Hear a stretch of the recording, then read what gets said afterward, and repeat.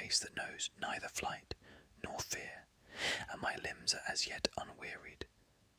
I am in no mind to mount, but will go against them even as I am. Pallas Minerva bids me be afraid of no man, and even though one of them escape, their steeds shall not take both back again. I say further, and lay my saying to your heart, if Minerva sees fit to vouchsafe me the glory of killing both, stay your horses here, and make the reins fast to the rim under the chariot.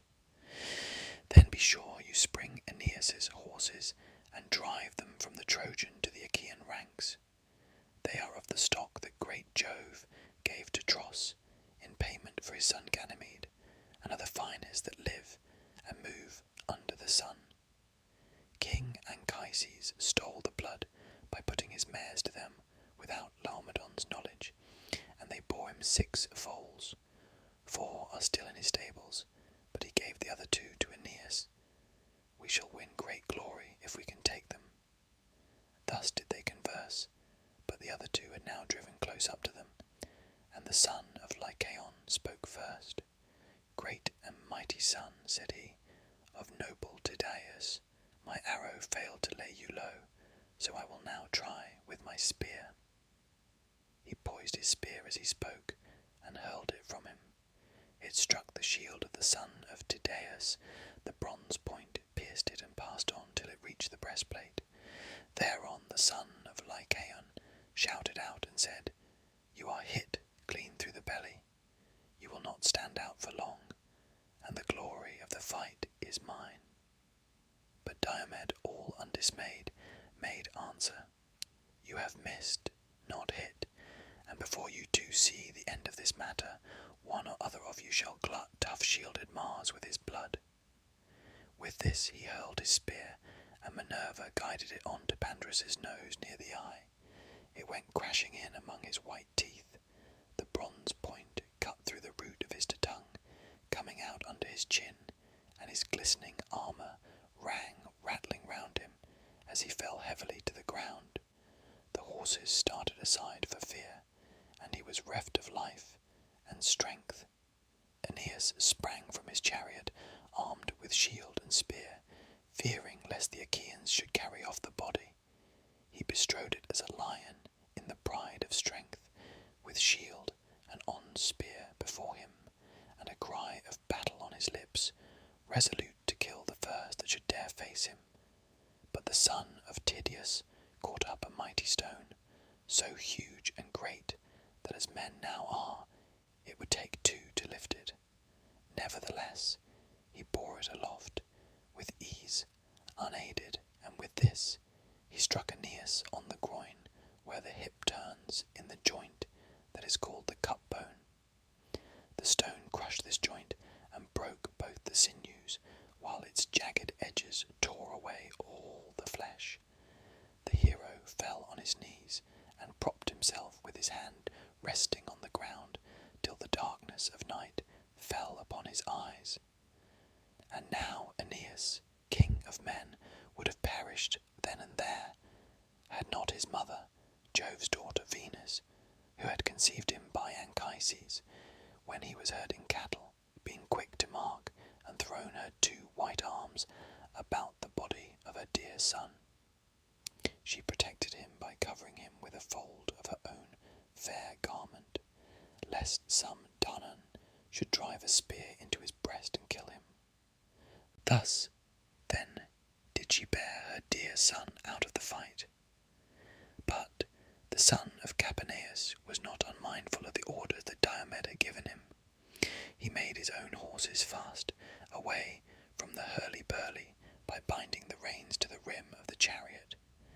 Then he sprang upon Aeneas's horses, and drove them from the Trojan to the Achaean ranks.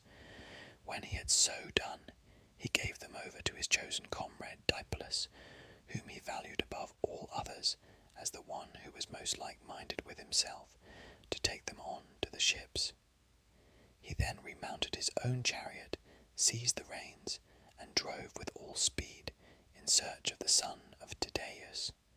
Now the son of Tydeus was in pursuit of the Cyprian goddess, spear in hand, for he knew her to be feeble, and not one of those goddesses that can lord it among men in battle like Minerva or Enyo the waster of cities. And when at last, after a long chase, he caught her up, he flew at her, and thrust his spear into the flesh of her delicate hand.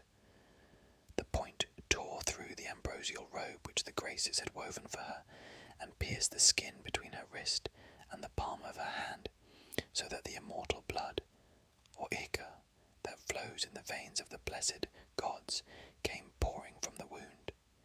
For the gods do not eat bread, nor drink wine, hence they have no blood such as ours, and are immortal.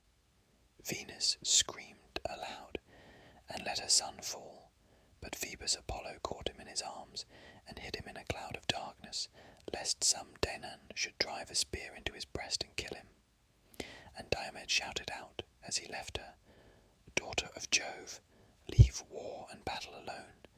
Can you not be contented with beguiling silly women? If you meddle with fighting, you will get what will make you shudder at the very name of war." The goddess went dazed and discomfited away, and Iris, fleet as the wind, drew her from the throng, in pain, and with her fair skin all besmirched. She found fierce Mars waiting on the left of the battle, with his spear and his 2 fleet steeds resting on a cloud, whereon she fell on her knees before her brother, and implored him to let her have his horses. "Dear brother," she cried, "save me, and give me your horses to take me to Olympus, where the gods dwell. I am badly wounded by a mortal, the son of Tydeus, who would now fight even with Father Jove."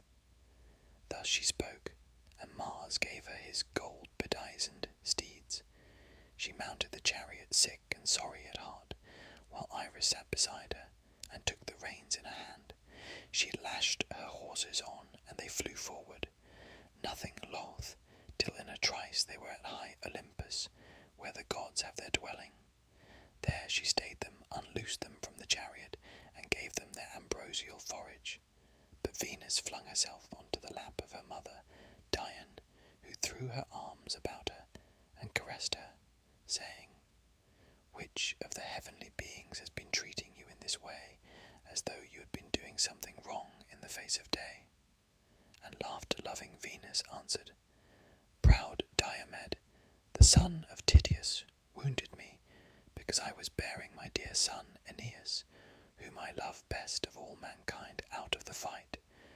The war is no longer won between Trojans and Achaeans, for the Danaans have now taken to fighting with the immortals." "Bear it, my child," replied Dion, "and make the best of it. We dwellers in Olympus have to put up with much at the hands of men, and we lay much suffering on one another. Mars had to suffer when Otus and Iphialtes, children of Aleus, bound him in cruel bonds, so that he lay 13 months imprisoned in a vessel of bronze. Mars would have then perished had not fair Eriboea, stepmother to the sons of Aleus, told Mercury, who stole him away when he was already well nigh worn out by the severity of his bondage. Juno, again, suffered when the mighty son of Amphitryon wounded her on the right breast with a 3-barbed arrow, and nothing could assuage her pain.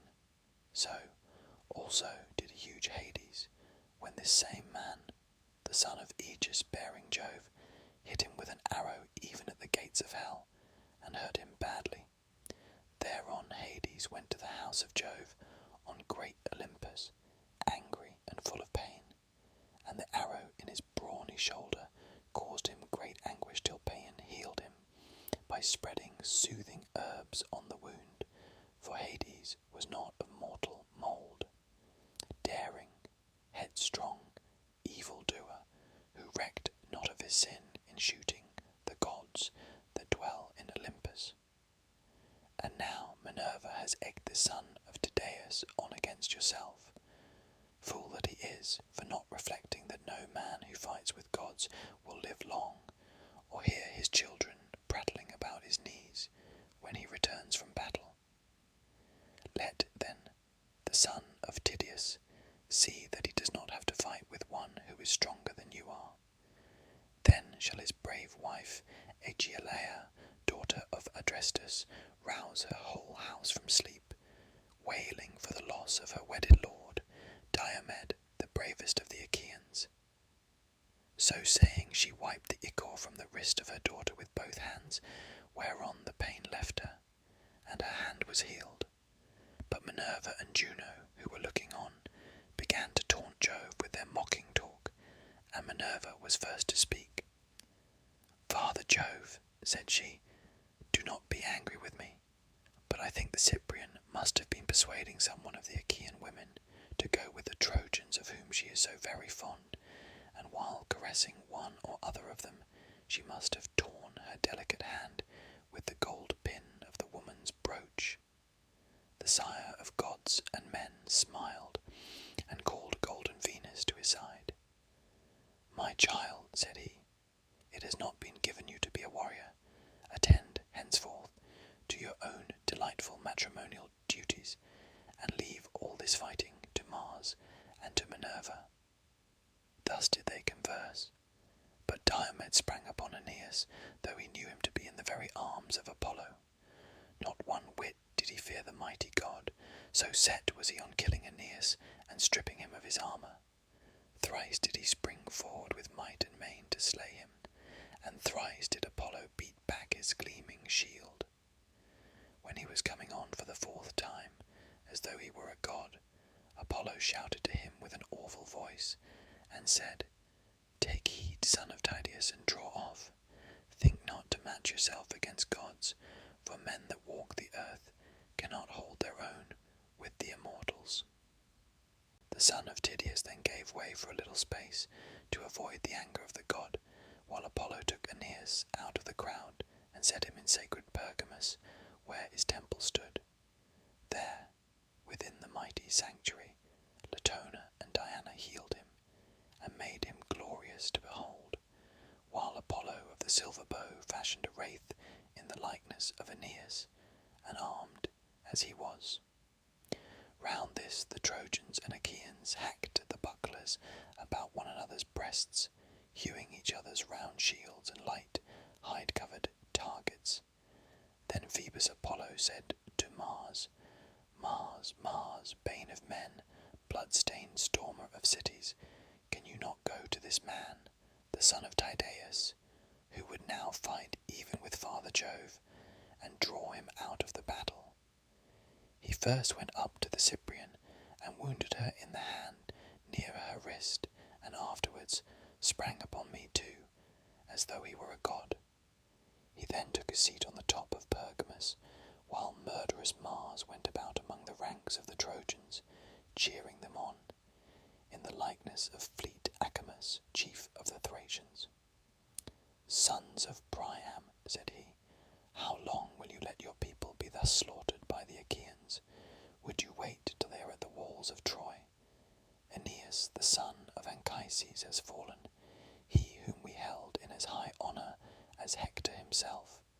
Help me, then, to rescue our brave comrade from the stress of the fight." With these words he put heart and soul into them all. Then Sarpedon rebuked Hector very sternly. "Hector," said he, "where is your prowess now? You used to say that though you had neither people nor allies, you could hold the town alone with your brothers and brothers-in-law. I see not one of them here. They cower as hounds before a lion. It is we, your allies, who bear the brunt of the battle. I have come from afar, even from Lycia and the banks of the river Xanthus, where I have left my wife, my infant son, and much wealth to tempt whoever is needy. Nevertheless, I head my Lycian soldiers and stand my ground against any who would fight me, though I have nothing here for the Achaeans to plunder, while you look on, without even bidding your men stand firm in defence of their wives. See that you fall not into the hands of your foes as men caught in the meshes of a net, and they sack your fair city forthwith. Keep this before your mind night and day, and beseech the captains of your allies to hold on without flinching, and thus put away their reproaches from you. So spoke Sarpedon, and Hector smarted under his words. He sprang from his chariot, clad in his suit of armour, and went about among the host, brandishing his 2 spears, exhorting the men to fight, and raising the terrible cry of battle. Then they rallied, and again faced the Achaeans, but the Argives stood compact and firm, and were not driven back. As the breezes sport with the chaff upon some goodly threshing floor, when men are winnowing, while yellow Ceres blows with the wind to sift the chaff from the grain, and the chaff heaps grow whiter and whiter. Even so did the Achaeans whiten in the dust which the horses' hoofs raised to the firmament of heaven, as their drivers turned them back to battle, and they bore down with might upon the foe.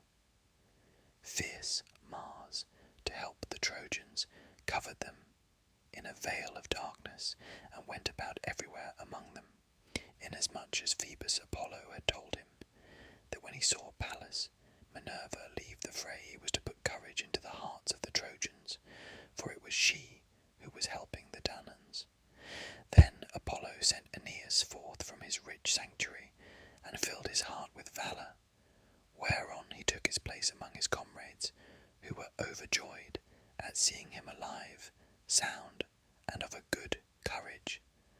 But they could not ask him how it had all happened, for they were too busy with the turmoil raised by Mars and by Strife, who raged insatiably in their midst.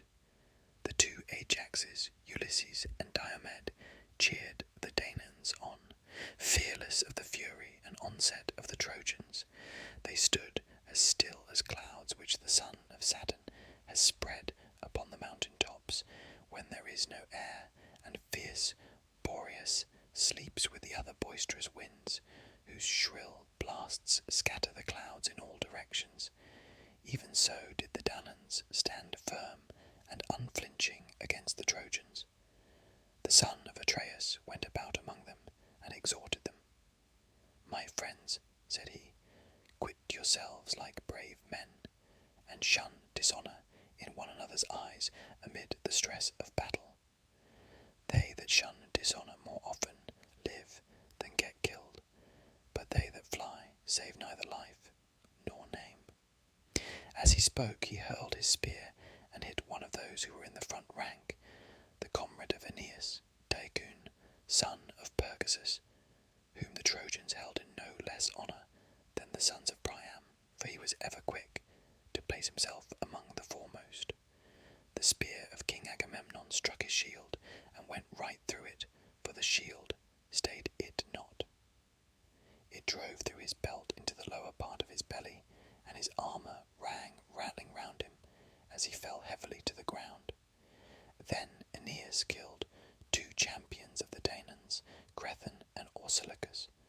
Their father was a rich man who lived in the strong city of Fair, and was descended from the river Alpheus, whose broad stream flows through the land of the Pylians.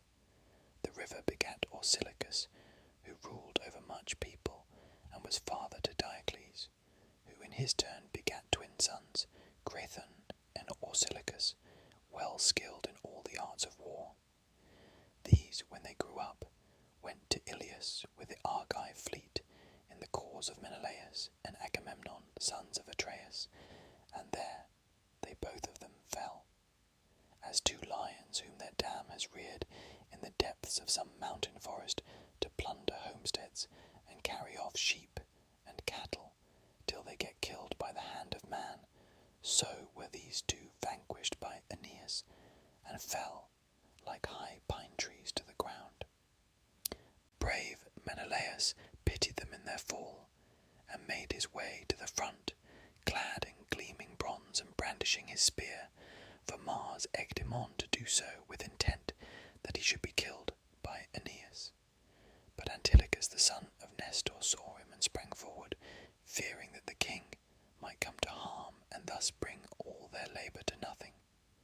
When, therefore, Aeneas and Menelaus were setting their hands and spears against one another, eager to do battle, Antilochus placed himself himself by the side of Menelaus. Aeneas, bold though he was, drew back on seeing the two heroes side by side in front of him, so they drew the bodies of Crethon and Orsilochus to the ranks of the Achaeans, and committed the two poor fellows into the hands of their comrades. They then turned back and fought in the front ranks. They killed Pylaemenes, peer of Mars, leader of the Paphlagonian warriors. Menelaus struck him on the collarbone as he was standing on his chariot, while Antilochus hit his charioteer and squire Mydon, the son of Atimneus, who was turning his horses in flight. He hit him with a stone upon the elbow, and the reins, enriched with white ivory, fell from his hands into the dust. Antilochus rushed towards him and struck him on the temples with his sword, whereon he fell head first from the chariot to the ground. There he stood for a while with his head and shoulders buried deep in the dust, for he had fallen on sandy soil till his horses kicked him and laid him flat on the ground, as Antilochus lashed them and drove them off to the host of the Achaeans. But Hector marked them from across the ranks, and with a loud cry rushed towards them, followed by the strong battalions of the Trojans. Mars and dread Enyo led them on. She fought with ruthless turmoil of battle, while Mars wielded a monstrous spear and went about, now in front of Hector and now behind him. Diomed shook with passion as he saw them, as a man crossing a wide plain is dismayed to find himself on the brink of some great river rolling swiftly to the sea. He sees its boiling waters and starts back in fear. Even so did the son of Tydeus give ground. Then he said to his men, "My friends, how can we wonder that Hector wields the spear so well? Some god is ever by his side to protect him, and now Mars is with him in the likeness of mortal man. Keep your faces therefore towards the Trojans, but give ground backwards, for we dare not fight with gods." As he spoke, the Trojans drew close up, and Hector killed 2 men, both in one chariot, Menestheus and Anchialus, heroes well versed in war. Ajax, son of Telamon, pitied them in their fall.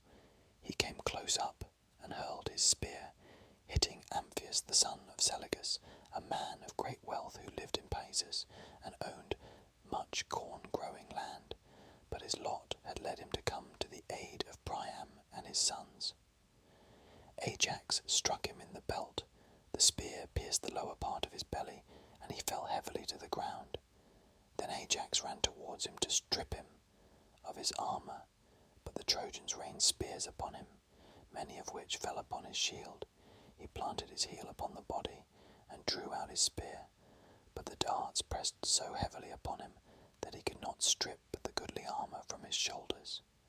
The Trojan chieftains, moreover, many and valiant, came about him with their spears, so that he dared not stay. Great, brave, and valiant though he was, they drove him from them, and he was beaten back. Thus, then, did the battle rage between them. Presently the strong hand of fate impelled Tlepolemus, the son of Hercules, a man both brave and of great stature, to fight Sarpedon. So the two, son and grandson of great Jove, drew near to one another, and Tlepolemus spoke first. "Sarpedon," said he, "counsellor of the Lycians, why should you come skulking here, you who are a man of peace? They lie who call you son of Aegis-bearing Jove, for you are little like those who were of old his children. Far other was Hercules, my own brave and lion-hearted father, who came here for the horses of Laomedon, and though he had 6 ships only, and few men to follow him, sacked the city of Iliad, and made a wilderness of her highways. You are a coward, and your people are falling from you. For all your strength, and all your coming from Lycia, you will be no help to the Trojans, but will pass the gates of Hades, vanquished by my hand." And Sarpedon, captain of the Lycians, answered, "Tlepolemus, Your father overthrew Iliad by reason of Laomedon's folly in refusing payment to one who had served him well. He would not give your father the horses which he had come so far to fetch. As for yourself, you shall meet death by my spear. You shall yield glory to myself, and your soul to Hades of the noble steeds. Thus spoke Sarpedon, and Tlepolemus upraised his spear. They threw at the same moment, and Sarpedon struck his foe in the middle of his throat. The spear went right through, and the darkness of death fell upon his eyes. Tlepolemus's spear struck Sarpedon on the left thigh with such force that it tore through the flesh and grazed the bone, but his father as yet warded off destruction from him. His comrades bore Sarpedon out of the fight in great pain by the weight of the spear that was dragging from his wound. They were in such haste and stress as they bore him that no one thought of drawing the spear from his thigh so as to let him walk uprightly. Meanwhile the Achaeans carried off the body of Tlepolemus, whereon Ulysses was moved to pity and panted for the fray as he beheld them. He doubted whether to pursue the son of Jove or to make slaughter of the Lycian rank and file. It was not decreed, however, that he should slay the son of Jove. Minerva, therefore, turned him against the main body of the Lycians. He killed Coranus, Alastor, Chromius, Alcandrus, Halius, Noemon, and Prytanis, and would have slain yet more, had not great Hector marked him, and sped to the front of the fight, clad in his suit of mail, filling the Danaans with terror. Sarpedon was glad when he saw him coming, and besought him, saying, Son of Priam, let me not here to fall into the hands of the Danaans. Help me, and since I may not return home to gladden the hearts of my wife and of my infant son, let me die within the walls of your city. Hector made him no answer, but rushed onward to fall at once upon the Achaeans, and kill many among them. His comrades then bore Sarpedon away, and laid him beneath Jove's spreading oak tree. Pelagon, his friend and comrade, drew the spear out of his thigh, but Sarpedon fainted, and a mist came over his eyes. Presently he came to himself again, for the breath of the north wind, as it played upon him, gave him new life, and brought him out of the deep swoon into which he had fallen. Meanwhile, the Argives were neither driven towards their ships by Mars and Hector, nor yet did they attack them. When they knew that Mars was with the Trojans, they retreated, but kept their faces still turned towards the foe. Who then was first, and who last to be slain by Mars and Hector? They were valiant Teuthras and Orestes the renowned charioteer, Trachus the Aetolian warrior, Oenomaus, Helenus the son of Oenops, and Oresbius of the gleaming girdle, who was possessed of great wealth, and dwelt by the Cephisian lake with the other Boeotians who lived near him, owners of a fertile country. Now when the goddess Juno saw the Argives thus falling, she said to Minerva, Alas, daughter of aegis-bearing Jove, unweariable, the promise we made Menelaus that he should not return till he had sacked the city of Iliad will be of none effect if we let Mars rage thus furiously. Let us go into the fray at once. Minerva did not gainsay her. Thereon the august goddess, daughter of great Saturn, began to harness her gold-bedizened steeds, Hebe with all speed, fitted on the 8-spoked wheels of bronze that were on either side of the iron axle-tree. The felloes of the wheels were of gold, imperishable, and over these there was a tiche of bronze, wondrous to behold. The naves of the wheels were silver, turning round the axle upon either side. The car itself was made with plaited bands of gold and silver, and it had a double top rail running all round it. From the body of the car there went a pole of silver, onto the end of which she bound the golden yoke, with the bands of gold, that were to go under the necks of the horses. Then Juno put her steeds under the yoke, eager for battle and the war cry. Meanwhile, Minerva flung her richly embroidered vesture, made with her own hands, onto her father's threshold, and donned the shirt of Jove, arming herself for battle. She threw her tasselled aegis about her shoulders, wreathed round with rout as with a fringe, and on it was strife, and strength, and panic whose blood runs cold. Moreover, there was the head of the dread monster Gorgon, grim and awful to behold, portent of aegis-bearing Jove. On her head she set a helmet of gold, with 4 plumes, and coming to a peak, both in front and behind, decked with the emblems of 100 cities. Then she stepped into her flaming chariot, and grasped the spear, so stout and sturdy and strong, with which she quells the ranks of heroes who have displeased her.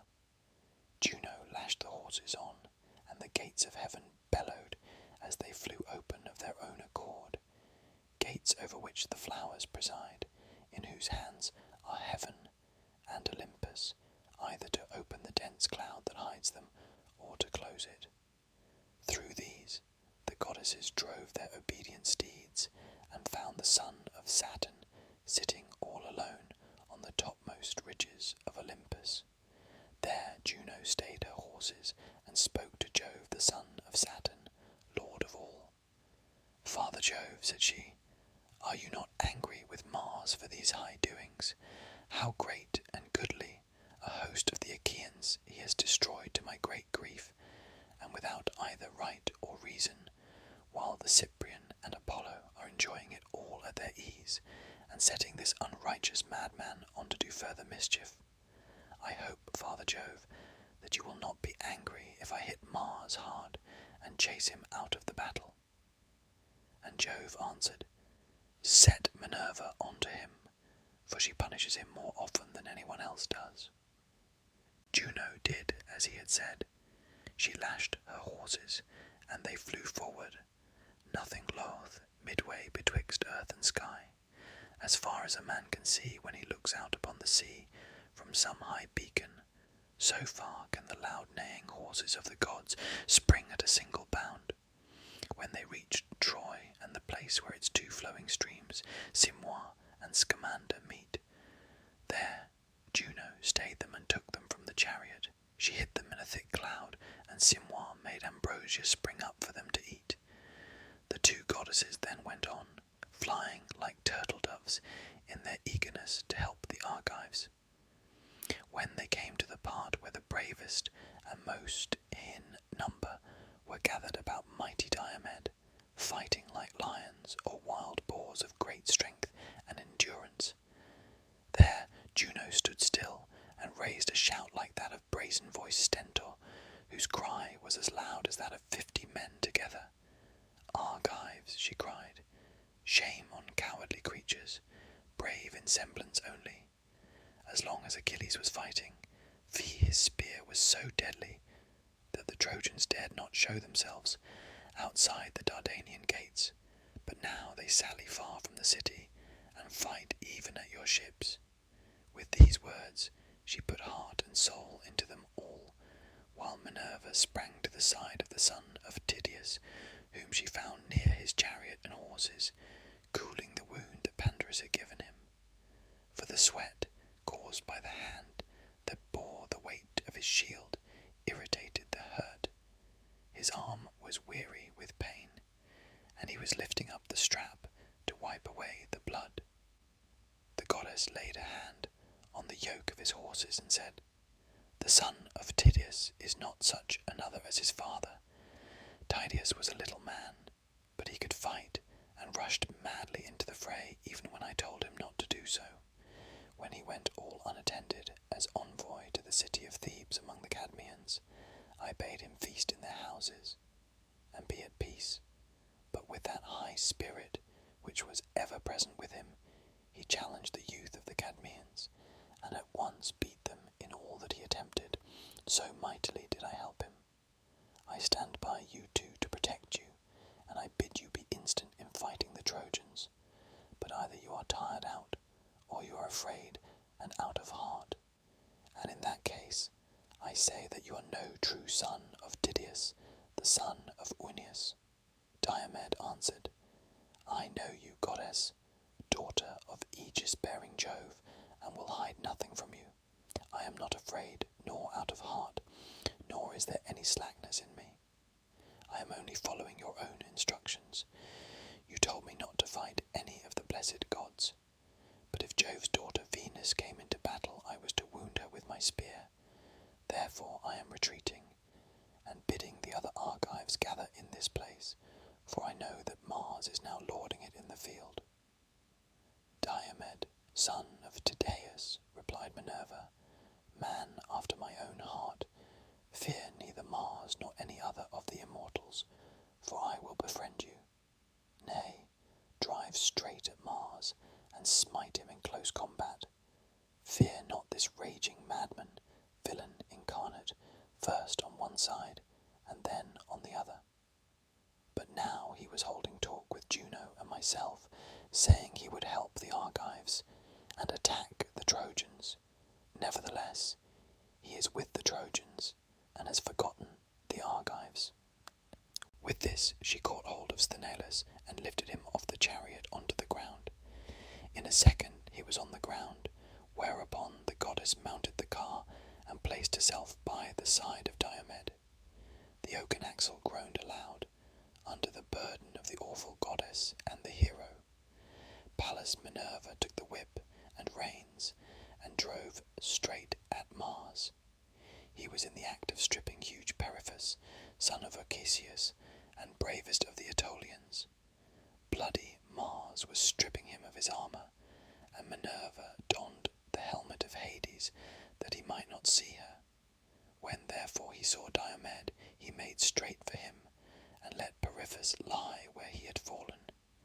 As soon as they were at close quarters, he let fly with his bronze spear over the reins and yoke, thinking to take Diomed's life. But Minerva caught the spear in her hand, and made it fly harmlessly over the chariot. Diomed then threw, and Pallas Minerva drove the spear into the pit of Mars' stomach, where his undergirdle went round him. There Diomed wounded him, tearing his fair flesh, and then drawing his spear out again.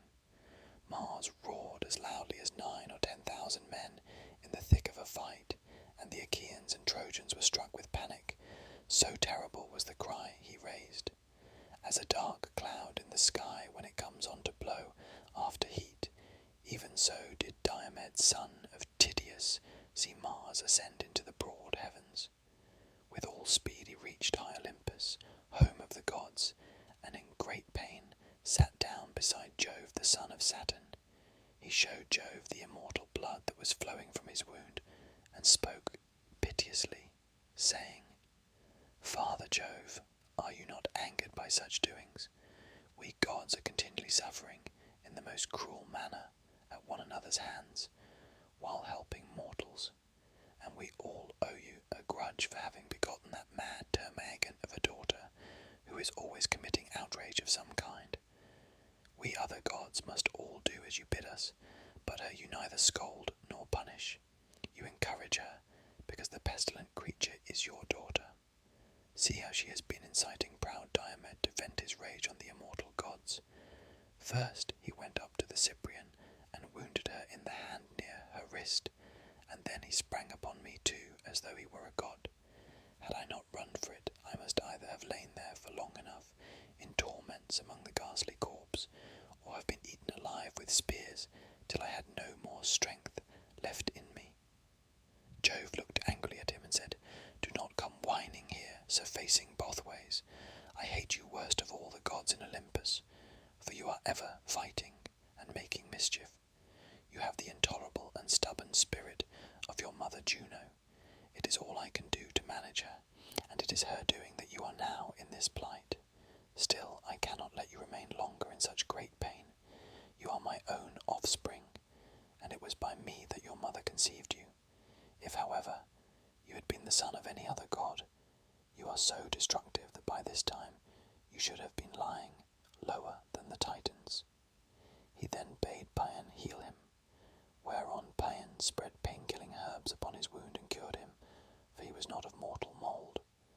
as the juice of the fig tree curdles milk, and thickens it in a moment, though it is liquid, even so instantly did Paean cour fierce Mars. Then Hebe washed him, and clothed him in goodly raiment, and he took his seat by his father Jove, all glorious to behold. But Juno of Argos and Minerva of Alalcomane, now that they had put a stop to the murderous doings of Mars, went back again to the house of Jove.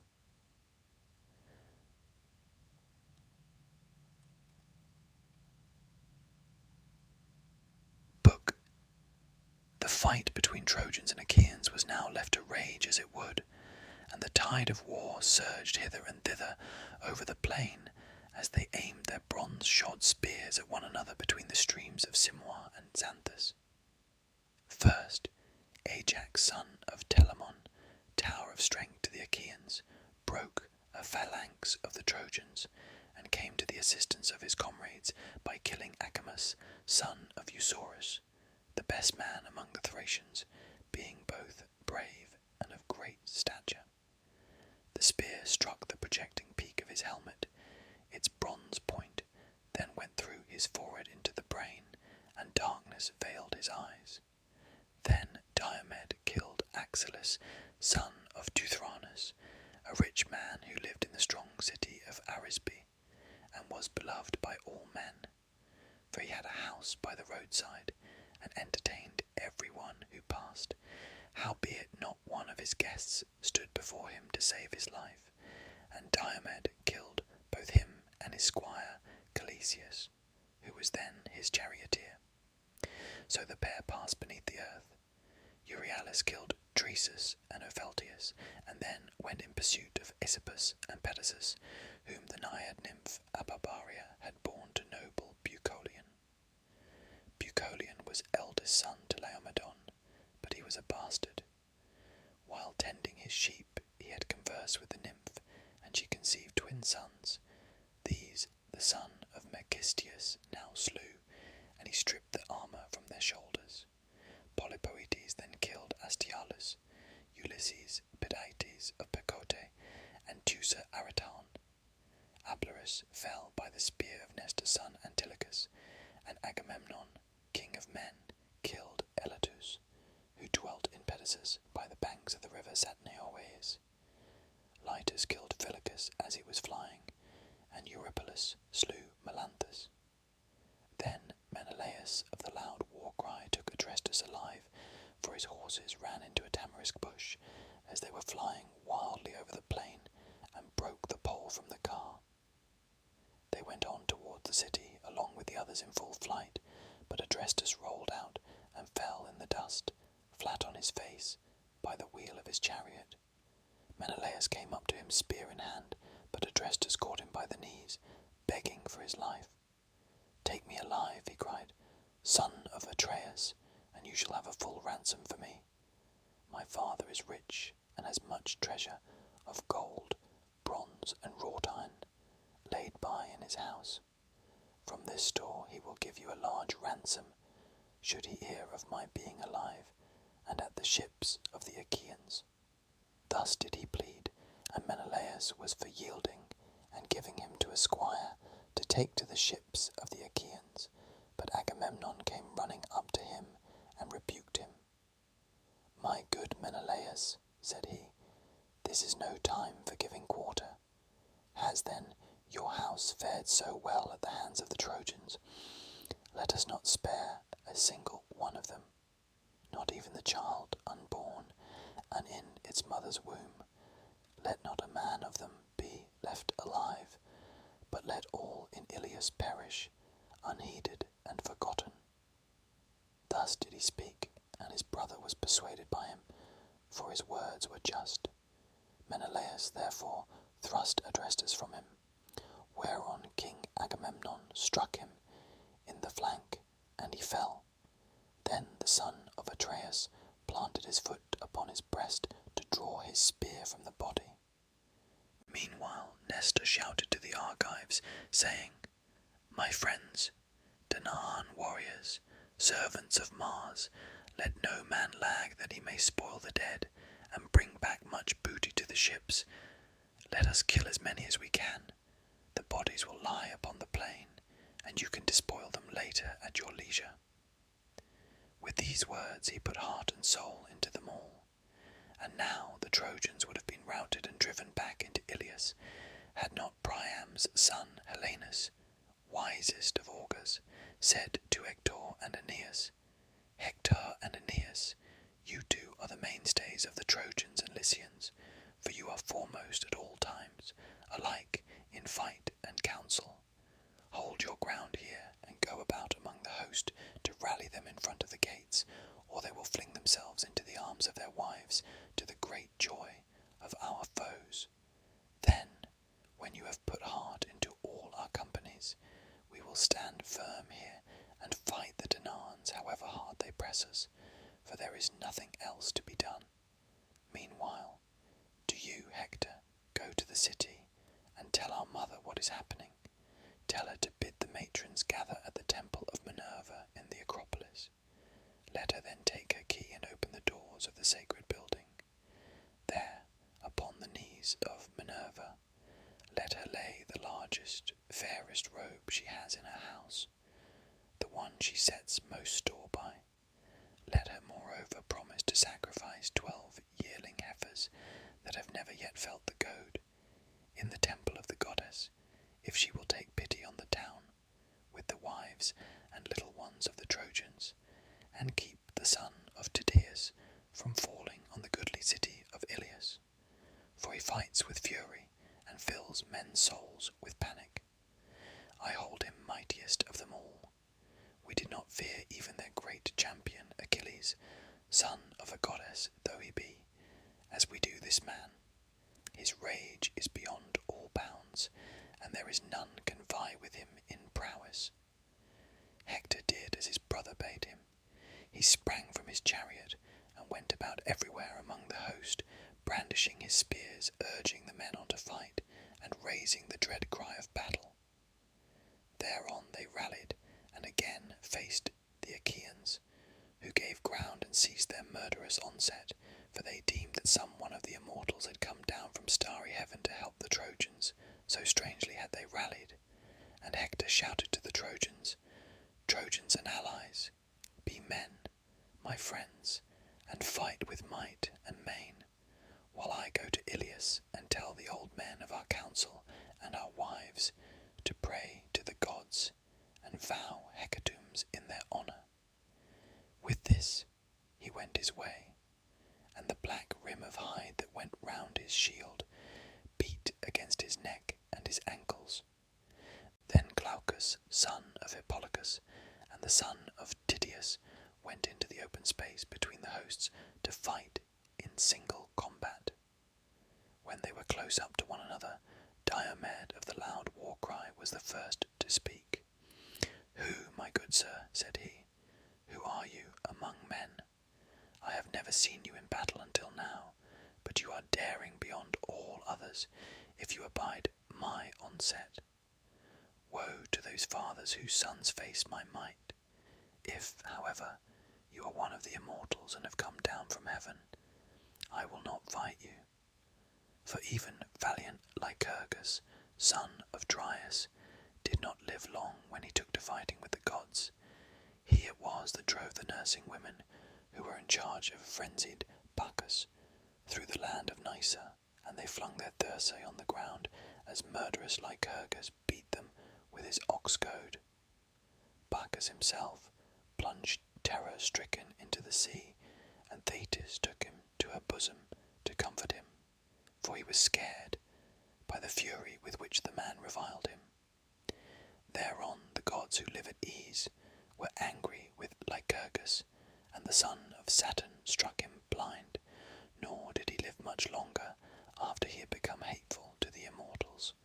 Therefore I will not fight with the blessed gods, but if you are of them that eat the fruit of the ground, draw near and meet your doom." And the son of Hippolochus answered, "Son of Tydeus, why ask me of my lineage? Men come and go as leaves year by year upon the trees. Those of autumn the wind sheds upon the ground, but when spring returns, the forest buds forth with fresh vines. Even so is it with the generations of mankind. The new spring up as the old are passing away. If, then, you would learn my descent, it is one that is well known to many. There is a city in the heart of Argos, pasture land of horses, called Ephora, where Sisyphus lived, who was the craftiest of all mankind. He was the son of Iolaus, and had a son named Glaucus, who was father to Bellerophon, whom heaven endowed with the most surpassing comeliness and beauty. But Proetus devised his ruin, and being stronger than he, drove him from the land of the Argives, over which Jove had made him a ruler.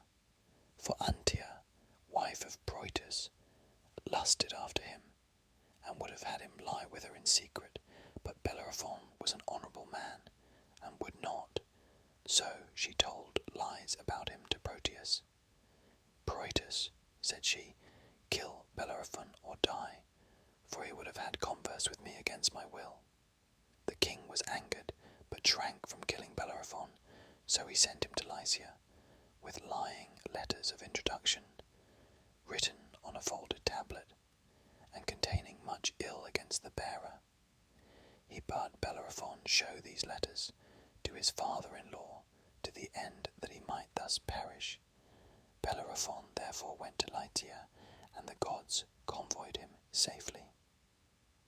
When he reached the river Xanthus, which is in Lycia, the king received him with all good will, feasted him 9 days, and killed 9 heifers in his honour.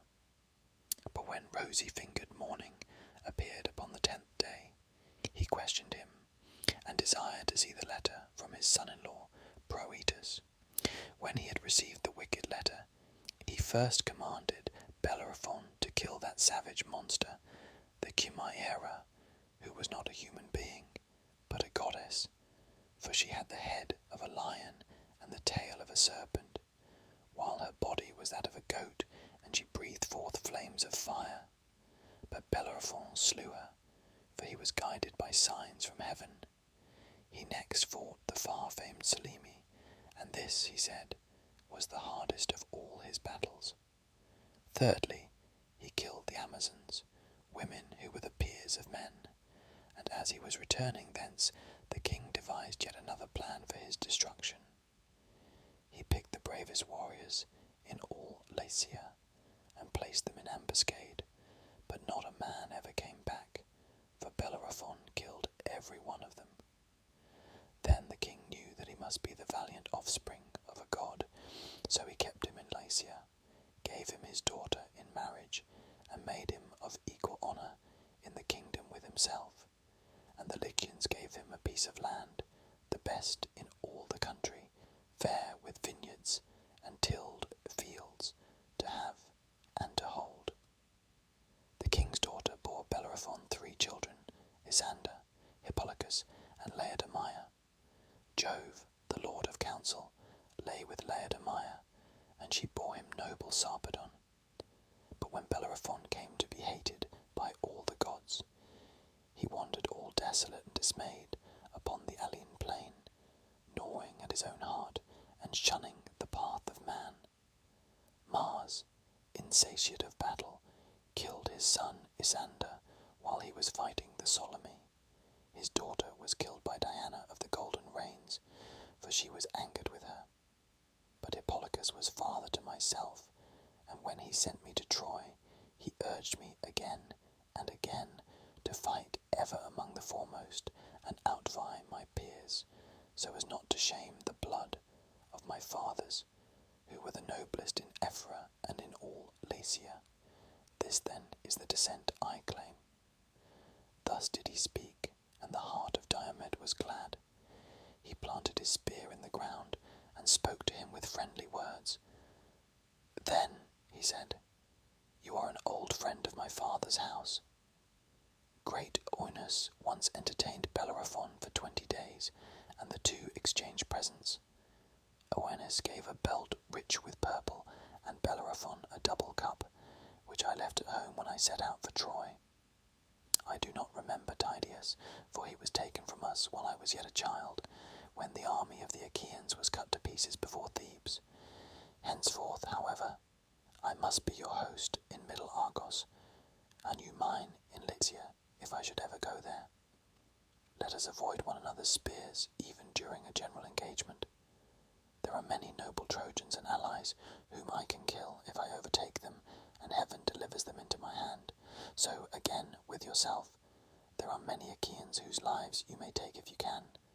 We too, then, will exchange armour, that all present may know of the old ties that subsist between us." With these words they sprang from their chariots, grasped one another's hands, and plighted friendship. But the son of Saturn made Glaucus take leave of his wits, for he exchanged golden armour for bronze, the worth of 100 head of cattle for the worth of 9. Now, when Hector reached the Scaean gates and the oak tree, the wives and daughters of the Trojans came running towards him to ask after their sons, brothers, kinsmen, and husbands. He told them to set about praying to the gods, and many were made sorrowful as they heard him. Presently he reached the splendid palace of King Priam, adorned with colonnades of hewn stone. In it there were 50 bedchambers, all of hewn stone, built near one another, where the sons of Priam slept, each with his wedded wife. Opposite these, on the other side, the courtyard, there were 12 upper rooms, also of hewn stone for Priam's daughters, built near one another, where his sons-in-law slept with their wives. When Hector got there, his fond mother came up to him with Laides, the fairest of her daughters. She took his hand within her own and said, "My son, why have you left the battle to come hither? Are the Achaeans, woe betide them, pressing you hard about the city, that you have thought fit to come and uplift your hands to Jove from the citadel? Wait till I can bring you wine, that you may make offering to Jove and to the other immortals, and may then drink and be refreshed. Wine gives a man fresh strength when he is wearied, as you now are with fighting, on behalf of your kinsmen." And Hector answered, "Honoured mother, bring no wine, lest you unman me and I forget my strength. I dare not make a drink, offering to Jove with unwashed hands, one who is bespattered with blood, and filth may not pray to the son of Saturn. Get the matrons together, and go with offerings to the temple of Minerva, driver of the spoil. There, upon the knees of Minerva, lay the largest and fairest robe you have in your house, the one you set most store by. Promise, moreover, to sacrifice 12 yearling heifers that have never yet felt the goad, in the temple of the goddess, if she will take pity on the town, with the wives and little ones of the Trojans, and keep the son of Tydeus from off the goodly city of Iliad, for he fights with fury, and fills men's souls with panic. Go then to the temple of Minerva, while I seek Paris and exhort him if he will hear my words. Would that the earth might open her jaws and swallow him, for Jove bred him to be the bane of the Trojans, and of Priam and Priam's sons. Could I but see him go down into the house of Hades, my heart would forget its heaviness." His mother went into the house, and called her waiting women, who gathered the matrons throughout the city. She then went down into her fragrant storeroom, where her embroidered robes were kept, the work of Sidonian women, whom Alexandrus had brought over from Sidon when he sailed the seas upon that voyage during which he carried off Helen. Hecuba took out the largest robe, and the one that was most beautifully enriched with embroidery, as an offering to Minerva. It glittered like a star, and lay at the very bottom of the chest. With this she went on her way, and many matrons with her. When they reached the temple of Minerva, lovely Theano, daughter of Cisseus and wife of Antenor, opened the doors, for the Trojans had made her priestess of Minerva. The women lifted up their hands to the goddess with a loud cry, and Theano took the robe to lay it upon the knees of Minerva, praying the while to the daughter of great Jove. "Holy Minerva," she cried, "protectress of our city, mighty goddess, break the spear of Diomed and lay him low before the Scaean gates. Do this, and we will sacrifice 12 heifers that have never yet known the goad in your temple, if you will have pity upon the town, with the wives and little ones, if the Trojans." Thus she prayed, but Pallas Minerva granted not her prayer. While they were thus praying to the daughter of great Jove, Hector went to the fair house of Alexandrus, which he had built for him by the foremost builders in the land. They had built him his house, storehouse, and courtyard near those of Priam and Ector on the Acropolis. Here Hector entered, with a spear 11 cubits long in his hand. The bronze point gleamed in front of him, and was fastened to the shaft of the spear by a ring of gold. He found Alexandrus within the house, busied about his armour, his shield and cuirass, and handling his curved bow. There too sat Argive Helen with her women, setting them their several tasks, and as Hector saw him, he rebuked him with words of scorn. "Sir," said he, "you do ill to nurse this rancour. The people perish fighting round this our town. You would yourself chide one whom you saw shirking his part in the combat. Up then, or ere long the city will be in a blaze." And Alexandrus answered, "Hector, your rebuke is just. Listen therefore, and believe me when I tell you that I am not here so much through rancour or ill will towards the Trojans, as from a desire to indulge my grief. My wife was even now gently urging me to battle, and I hold it better that I should go, for victory is ever fickle. Wait, then, while I put on my armour, or go first and I will follow. I shall be sure to overtake you." Hector made no answer, but Helen tried to soothe him. "Brother," said she, to my abhorred and sinful self, "would that a whirlwind had caught me up on the day my mother brought me forth, and had borne me to some mountain, or to the waves of the roaring sea, that should have swept me away ere this mischief had come about. But, since the gods have devised these evils, would, at any rate, that I had been wife to a better man, to one who could smart under dishonour and men's evil speeches. This fellow was never yet to be depended upon, nor never will be, and he will surely reap what he has sown. Still, brother, come in and rest upon this seat, for it is you who bear the brunt of that toil that has been caused by my hateful self, and by the sin of Alexandrus, both of whom Jove has doomed to be a theme of song among those that shall be born hereafter." And Hector answered, "Bid me not be seated, Helen, for all the good will you bear me. I cannot stay. I am in haste to help the Trojans, who miss me greatly when I am not among them.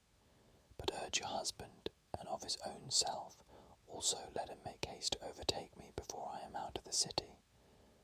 I must go home to see my household, my wife, and my little son, for I know not whether I shall ever again return to them, or whether the gods will cause me to fall by the hands of the Achaeans."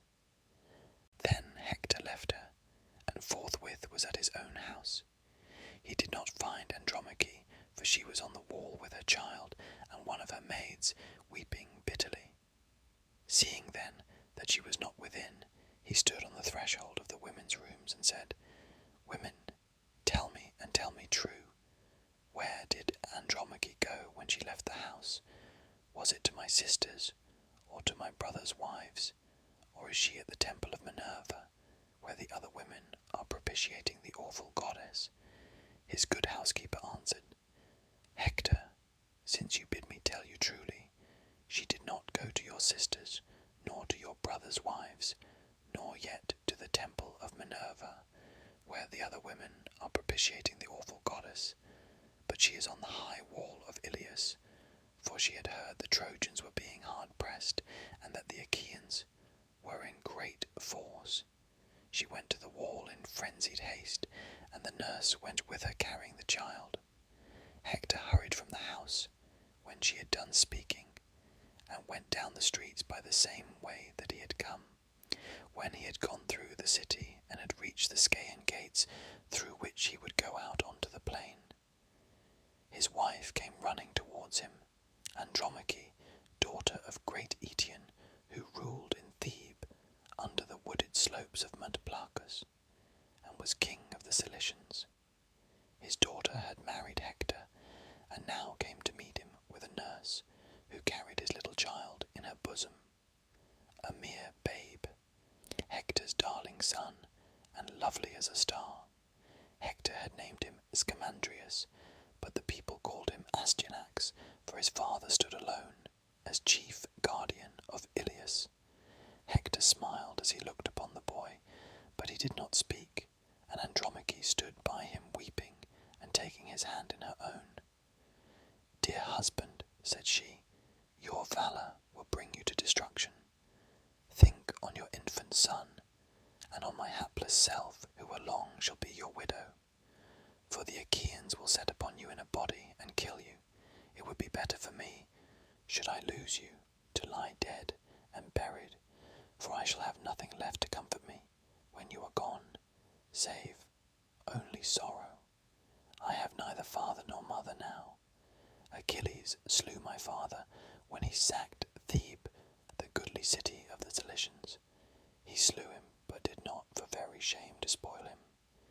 When he had burned him in his wondrous armour, he raised a barrow over his ashes, and the mountain nymphs, daughters of aegis-bearing Jove, planted a grove of elms about his tomb. I had 7 brothers in my father's house, but on the same day they all went within the house of Hades. Achilles killed them, as they were with their sheep and cattle. My mother, her who had been queen of all the land under Mount Placus, he brought hither with the spoil, and freed her for a great sum, but the archer, Queen Diana, took her in the house of your father. Nay, Hector, you who to me are father, mother, brother, and dear husband, have mercy upon me, stay here upon this wall, make not your child fatherless, and your wife a widow. As for the host, place them near the fig tree, where the city can be best scaled, and the wall is weakest. Thrice have the bravest of them come thither and assailed it, under the 2 Ajaxes, Idomeneus, the sons of Atreus, and the brave son of Tydeus, either of their own bidding, or because some soothsayer had told them. And Hector answered, Wife, I too have thought upon all this, but with what face should I look upon the Trojans, men or women, if I shirked battle like a coward? I cannot do so. I know nothing save to fight bravely in the forefront of the Trojan host, and win renown alike for my father and myself. Well do I know that the day will surely come when mighty Ilias shall be destroyed, with Priam and Priam's people. But I grieve for none of these, not even for Hecuba, nor King Priam, nor for my brothers, many and brave, who may fall in the dust before their foes. For none of these do I grieve as for yourself, when the day shall come on which some one of the Achaeans shall rob you for ever of your freedom, and bear you weeping away. It may be that you will have to ply the loom in Argos at the bidding of a mistress, or to fetch water from the springs Marseilles or Hypereia, treated brutally by some cruel taskmaster. Then will one say, who sees you weeping, she was wife to Hector, the bravest warrior among the Trojans during the war before Ilias. On this your tears will break forth anew for him who would have put away the day of captivity from you. May I lie dead under the barrow that is heaped over my body, ere I hear your cry as they carry you into bondage. He stretched his arms towards his child, but the boy cried, and nestled in his nurse's bosom, scared at the sight of his father's armour, and at the horsehair plume that nodded fiercely from his helmet. His father and mother laughed to see him, but Hector took the helmet from his head, and laid it all gleaming upon the ground.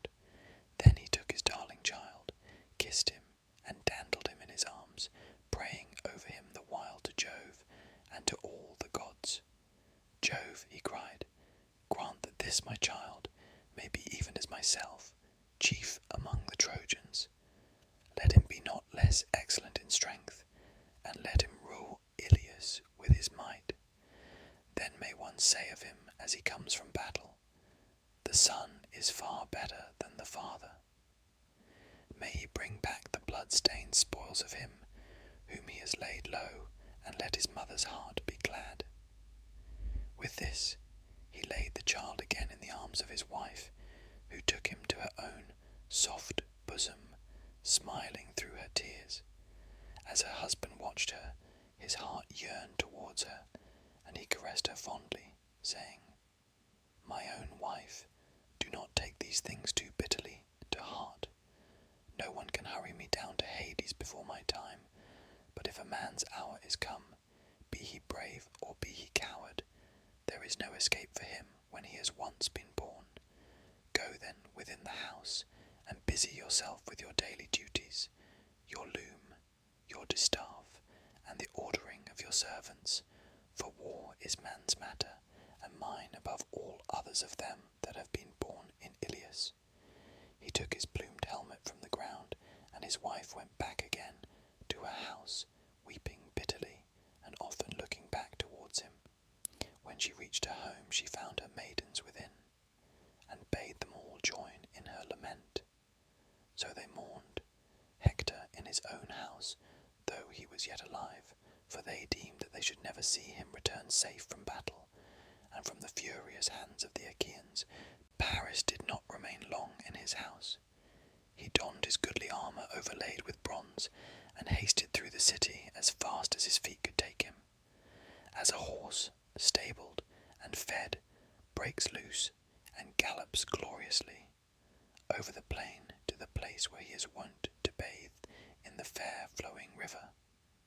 He holds his head high, and his mane streams upon his shoulders, as he exults in his strength, and flies, like the wind, to the haunts and feeding ground of the mares. Even so went forth Paris from high Pergamus, gleaming like sunlight in his armour, and he laughed aloud as he sped swiftly on his way. Forthwith he came upon his brother Hector, who was then turning away from the place where he had held converse with his wife, and he was himself the first to speak.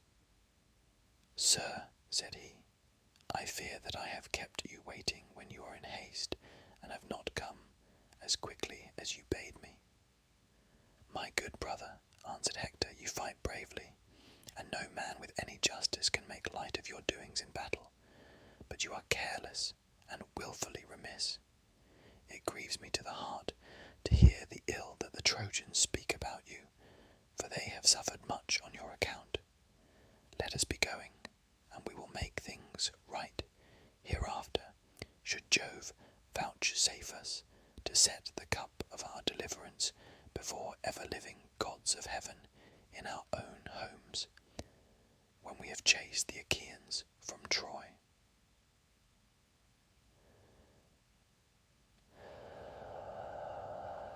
Book 7. With these words Hector passed through the gates, and his brother Alexandrus with him, both eager for the fray. As when heaven sends a breeze to sailors, who have long looked for one in vain, and have laboured at their oars till they are faint with toil, even so welcome was the sight of these two heroes to the Trojans.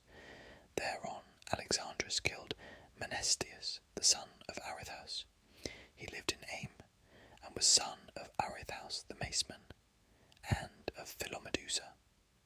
Hector threw a spear at Ioneus, and struck him dead with a wound in the neck under the bronze rim of his helmet.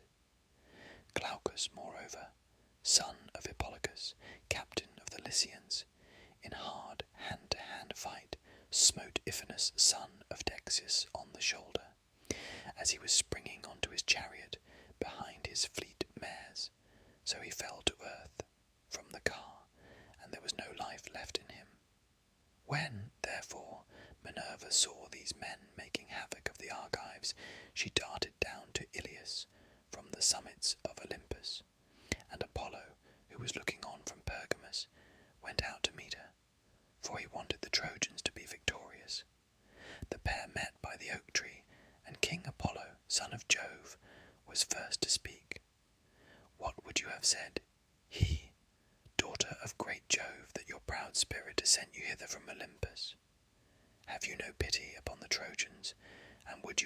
the scales of victory in favour of the Danaans. Let me persuade you, for it will be better thus. Stay the combat for today, but let them renew the fight hereafter till they compass the doom of Iliad, since you goddesses have made up your minds to destroy the city. And Minerva answered, So be it, far daughter. It was in this mind that I came down from Olympus to the Trojans and Achaeans. Tell me then, how do you propose to end this present fighting?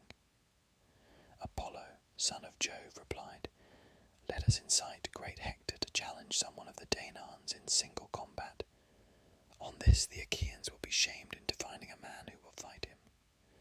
Minerva assented, and Helenus, son of Priam, divined the counsel of the gods. He therefore went up to Hector and said, Hector, son of Priam, peer of gods in council, I am your brother. Let me then persuade you. Bid the other Trojans and Achaeans, all of them take their seats, and challenge the best man among the Achaeans to meet you in single combat. I have heard the voice of the ever-living gods, and the hour of your doom is not yet come. Hector was glad when he heard this saying, and went in among the Trojans, grasping his spear by the middle to hold them back, and they all sat down. Agamemnon also bade the Achaeans be seated, but Minerva and Apollo, in the likeness of vultures, perched on Father Jove's high oak tree, proud of their men, and the ranks sat close, ranged together, bristling with shield and helmet and spear, as when the rising west wind furs the face of the sea, and the waters grow dark beneath it. So sat the companies of Trojans and Achaeans upon the plain. And Hector spoke thus, Hear me, Trojans and Achaeans, that I may speak even as I am minded. Jove on his high throne has brought our oaths and covenants to nothing, and foreshadows ill for both of us, till you either take the towers of Troy, or are yourselves vanquished. At your ships the princes of the Achaeans are here, present in the midst of you. Let him then that will fight me stand forward as your champion against Hector. Thus I say, and may Jove be witness between us. If your champion slay me, let him strip me of my armour, and take it to your ships, but let him send my body home, that the Trojans and their wives may give me my dues of fire when I am dead. In like manner, if Apollo vouchsafe me glory, and I slay your champion, I will strip him of his armour, and take it to the city of Iliad, where I will hang it in the temple of Apollo, but I will give up his body, that the Achaeans may bury him at their ships, and build him a mound by the wide waters of the Hellespont. Then will one say hereafter, as he sails his ship over the sea, This is the monument of one who died long since, a champion who was slain by mighty Hector. Thus will one say, and my fame shall not be lost. Thus did he speak, but they all held their peace, ashamed to decline the challenge, yet fearing to accept it, till at last Menelaus rose and rebuked them, for he was angry. Alas, he cried, vain braggarts, women forsooth, not men, double-dyed indeed, will be the stain upon us if no man of the Danaans will now face Hector. May you be turned every man of you into earth and water as you sit spiritless and inglorious in your places. I will myself go out against this man, but the upshot of the fight will be from on high in the hands of the immortal gods.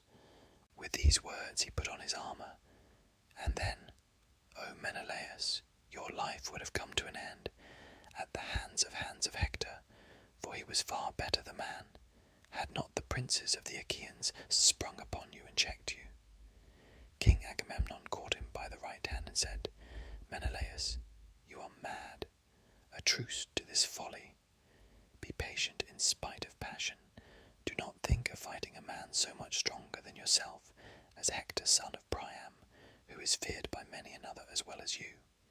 Even Achilles, who is far more doughty than you are, shrank from meeting him in battle. Sit down, your own people, and the Achaeans will send some other champion to fight Hector. Fearless and fond of battle though he be, I ween his knees will bend gladly under him if he comes out alive from the hurly-burly of this fight. With these words of reasonable counsel he persuaded his brother, whereon his squires gladly stripped the armour from off his shoulders. Then Nestor rose and spoke.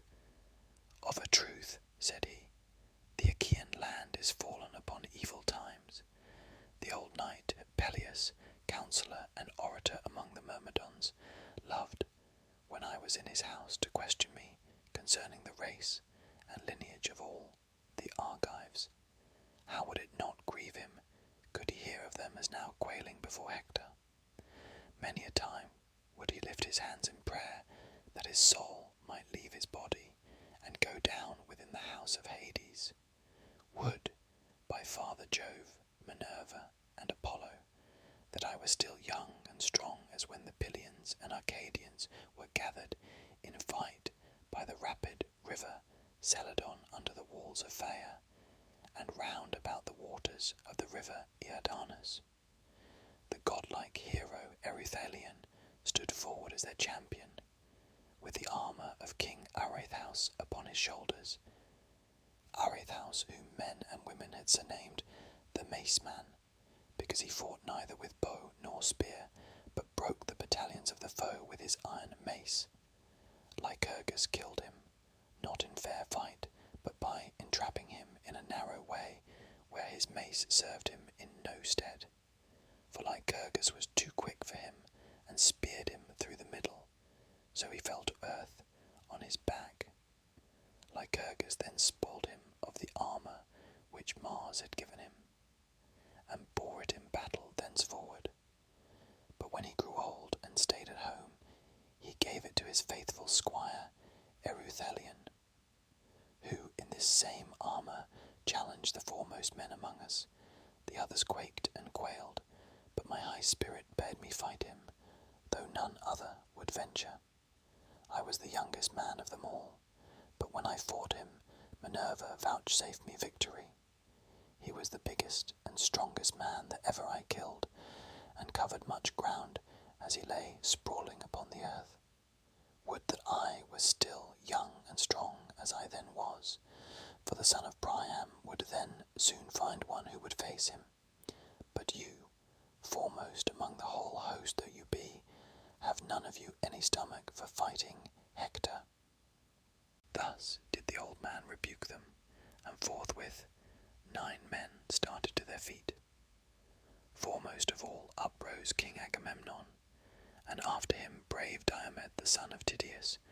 Next were the 2 Ajaxes, men clothed in valour as with a garment, and then Idomeneus and Meriones his brother in arms. After these Eurypylus son of Euaemon, Thoas the son of Andreamon, and Ulysses also rose. Then Nestor, knight of Gerene, again spoke, saying, Cast lots among you to see who shall be chosen. If he come alive out of this fight, he will have done good service alike to his own soul and to the Achaeans. Thus he spoke, and when each of them had marked his lot, and had thrown it into the helmet of Agamemnon son of Atreus, the people lifted their hands in prayer, and thus would one of them say, as he looked into the vault of heaven, Father Jove, grant that the lot fall on Ajax, or on the son of Tydeus, or upon the king of rich Mycene himself. As they were speaking, Nestor, knight of Gerene, shook the helmet, and from it there fell the very lot which they wanted, the lot of Ajax. The herald bore it about, and showed it to all the chieftains of the Achaeans, going from left to right. But they none of them owned it. When, however, in due course he reached the man who had written upon it, and had put it into the helmet, brave Ajax held out his hand, and the herald gave him the lot. When Ajax saw him mark, he knew it and was glad. He threw it to the ground and said, My friends, the lot is mine, and I rejoice, for I shall vanquish Hector. I will put on my armour. Meanwhile pray to King Jove in silence among yourselves, that the Trojans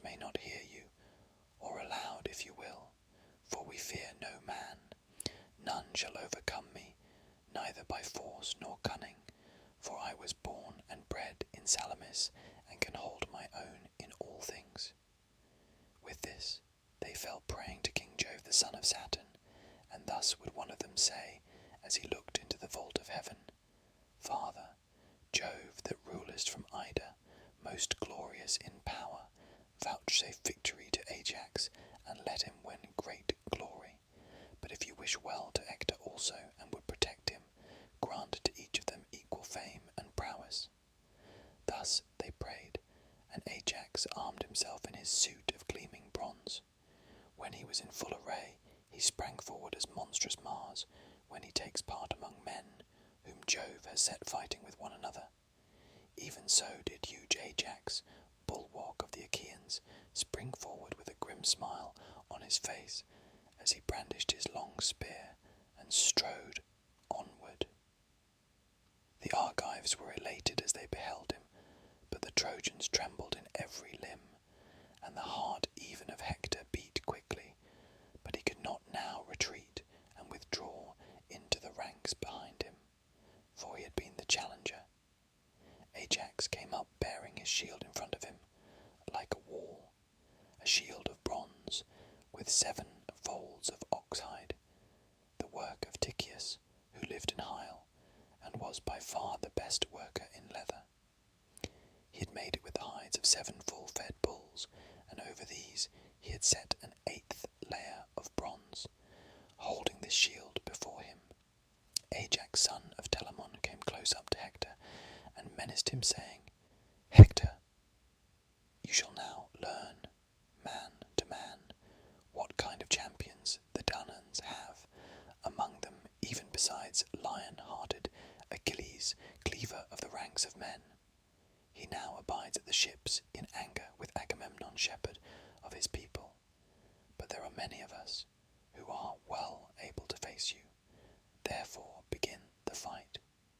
And Hector answered, Noble Ajax, son of Telamon, captain of the host, treat me not as though I were some puny boy or woman that cannot fight. I have been long used to the blood and butcheries of battle. I am quick to turn my leathern shield either to right or left, for this I deem the main thing in battle. I can charge among the chariots and horsemen, and in hand-to-hand fighting can delight the heart of Mars.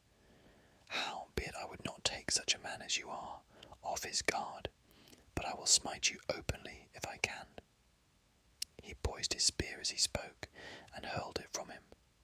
It struck the 7-fold shield in its outermost layer, the 8th, which was of bronze, and went through 6 of the layers, but in the 7th hide it stayed. Then Ajax threw in his turn, and struck the round shield of the son of Priam. The terrible spear went through his gleaming shield, and pressed onward through his cuirass of cunning workmanship. It pierced the shirt against his side, but he swerved, and thus saved his life. They then each of them drew out the spear from his shield, and fell on one another like savage lions or wild boars of great strength and endurance. The son of Priam struck the middle of Ajax's shield, but the bronze did not break, and the point of his dart was turned. Ajax then sprang forward and pierced the shield of Hector. The spear went through it and staggered him as he was springing forward to attack. It gashed his neck, and the blood came pouring from the wound, but even so Hector did not cease fighting. He gave ground, and with his brawny hand seized a stone, rugged and huge, that was lying upon the plain. With this he struck the shield of Ajax on the boss that was in its middle, so that the bronze rang again. But Ajax in turn caught up a far larger stone, swung it aloft, and hurled it with prodigious force. This millstone of a rock broke Hector's shield inwards, and threw him down on his back, with the shield crushing him under it, but Apollo raised him at once. Thereon they would have hacked at one another in close combat with their swords, had not heralds, messengers of gods and men, come forward, one from the Trojans and the other from the Achaeans, both of them honourable men.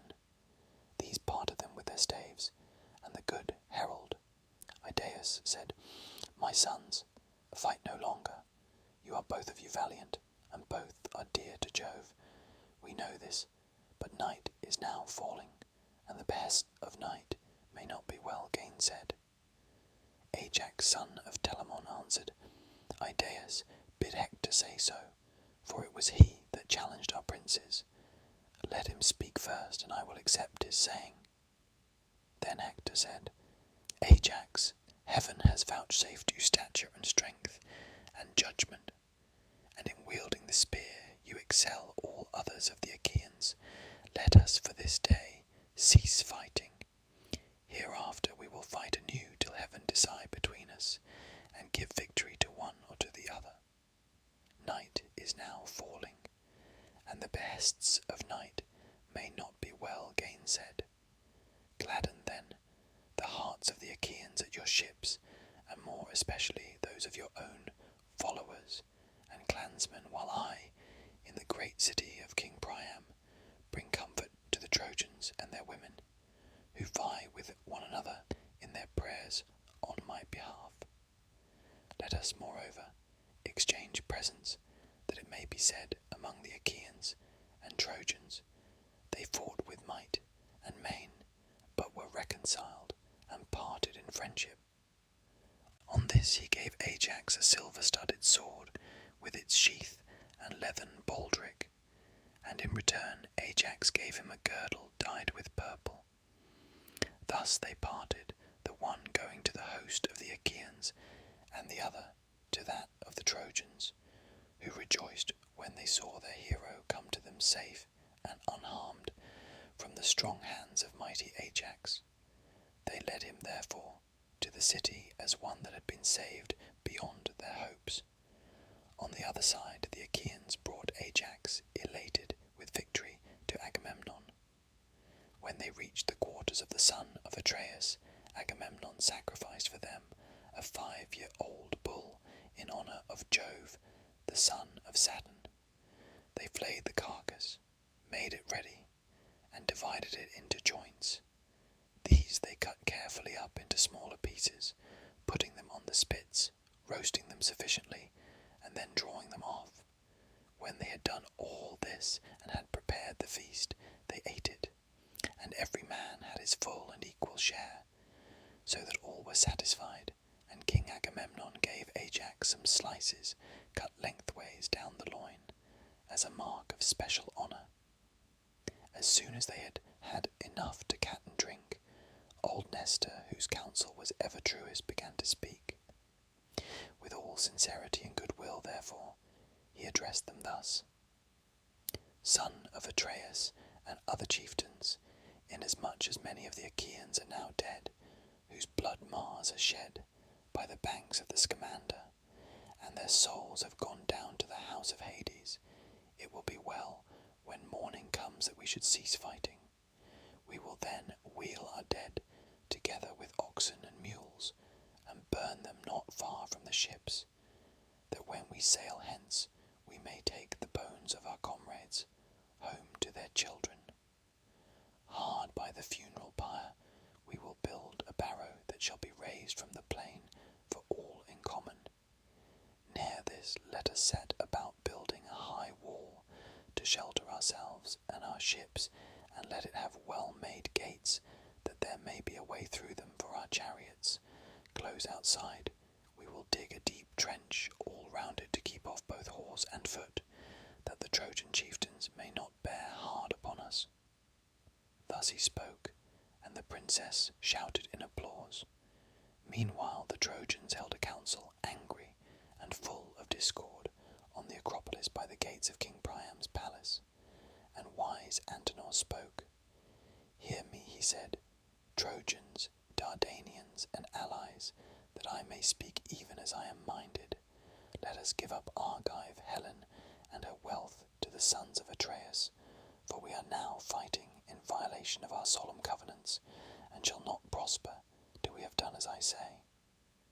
He then sat down, and Alexandra's husband of lovely Helen rose to speak.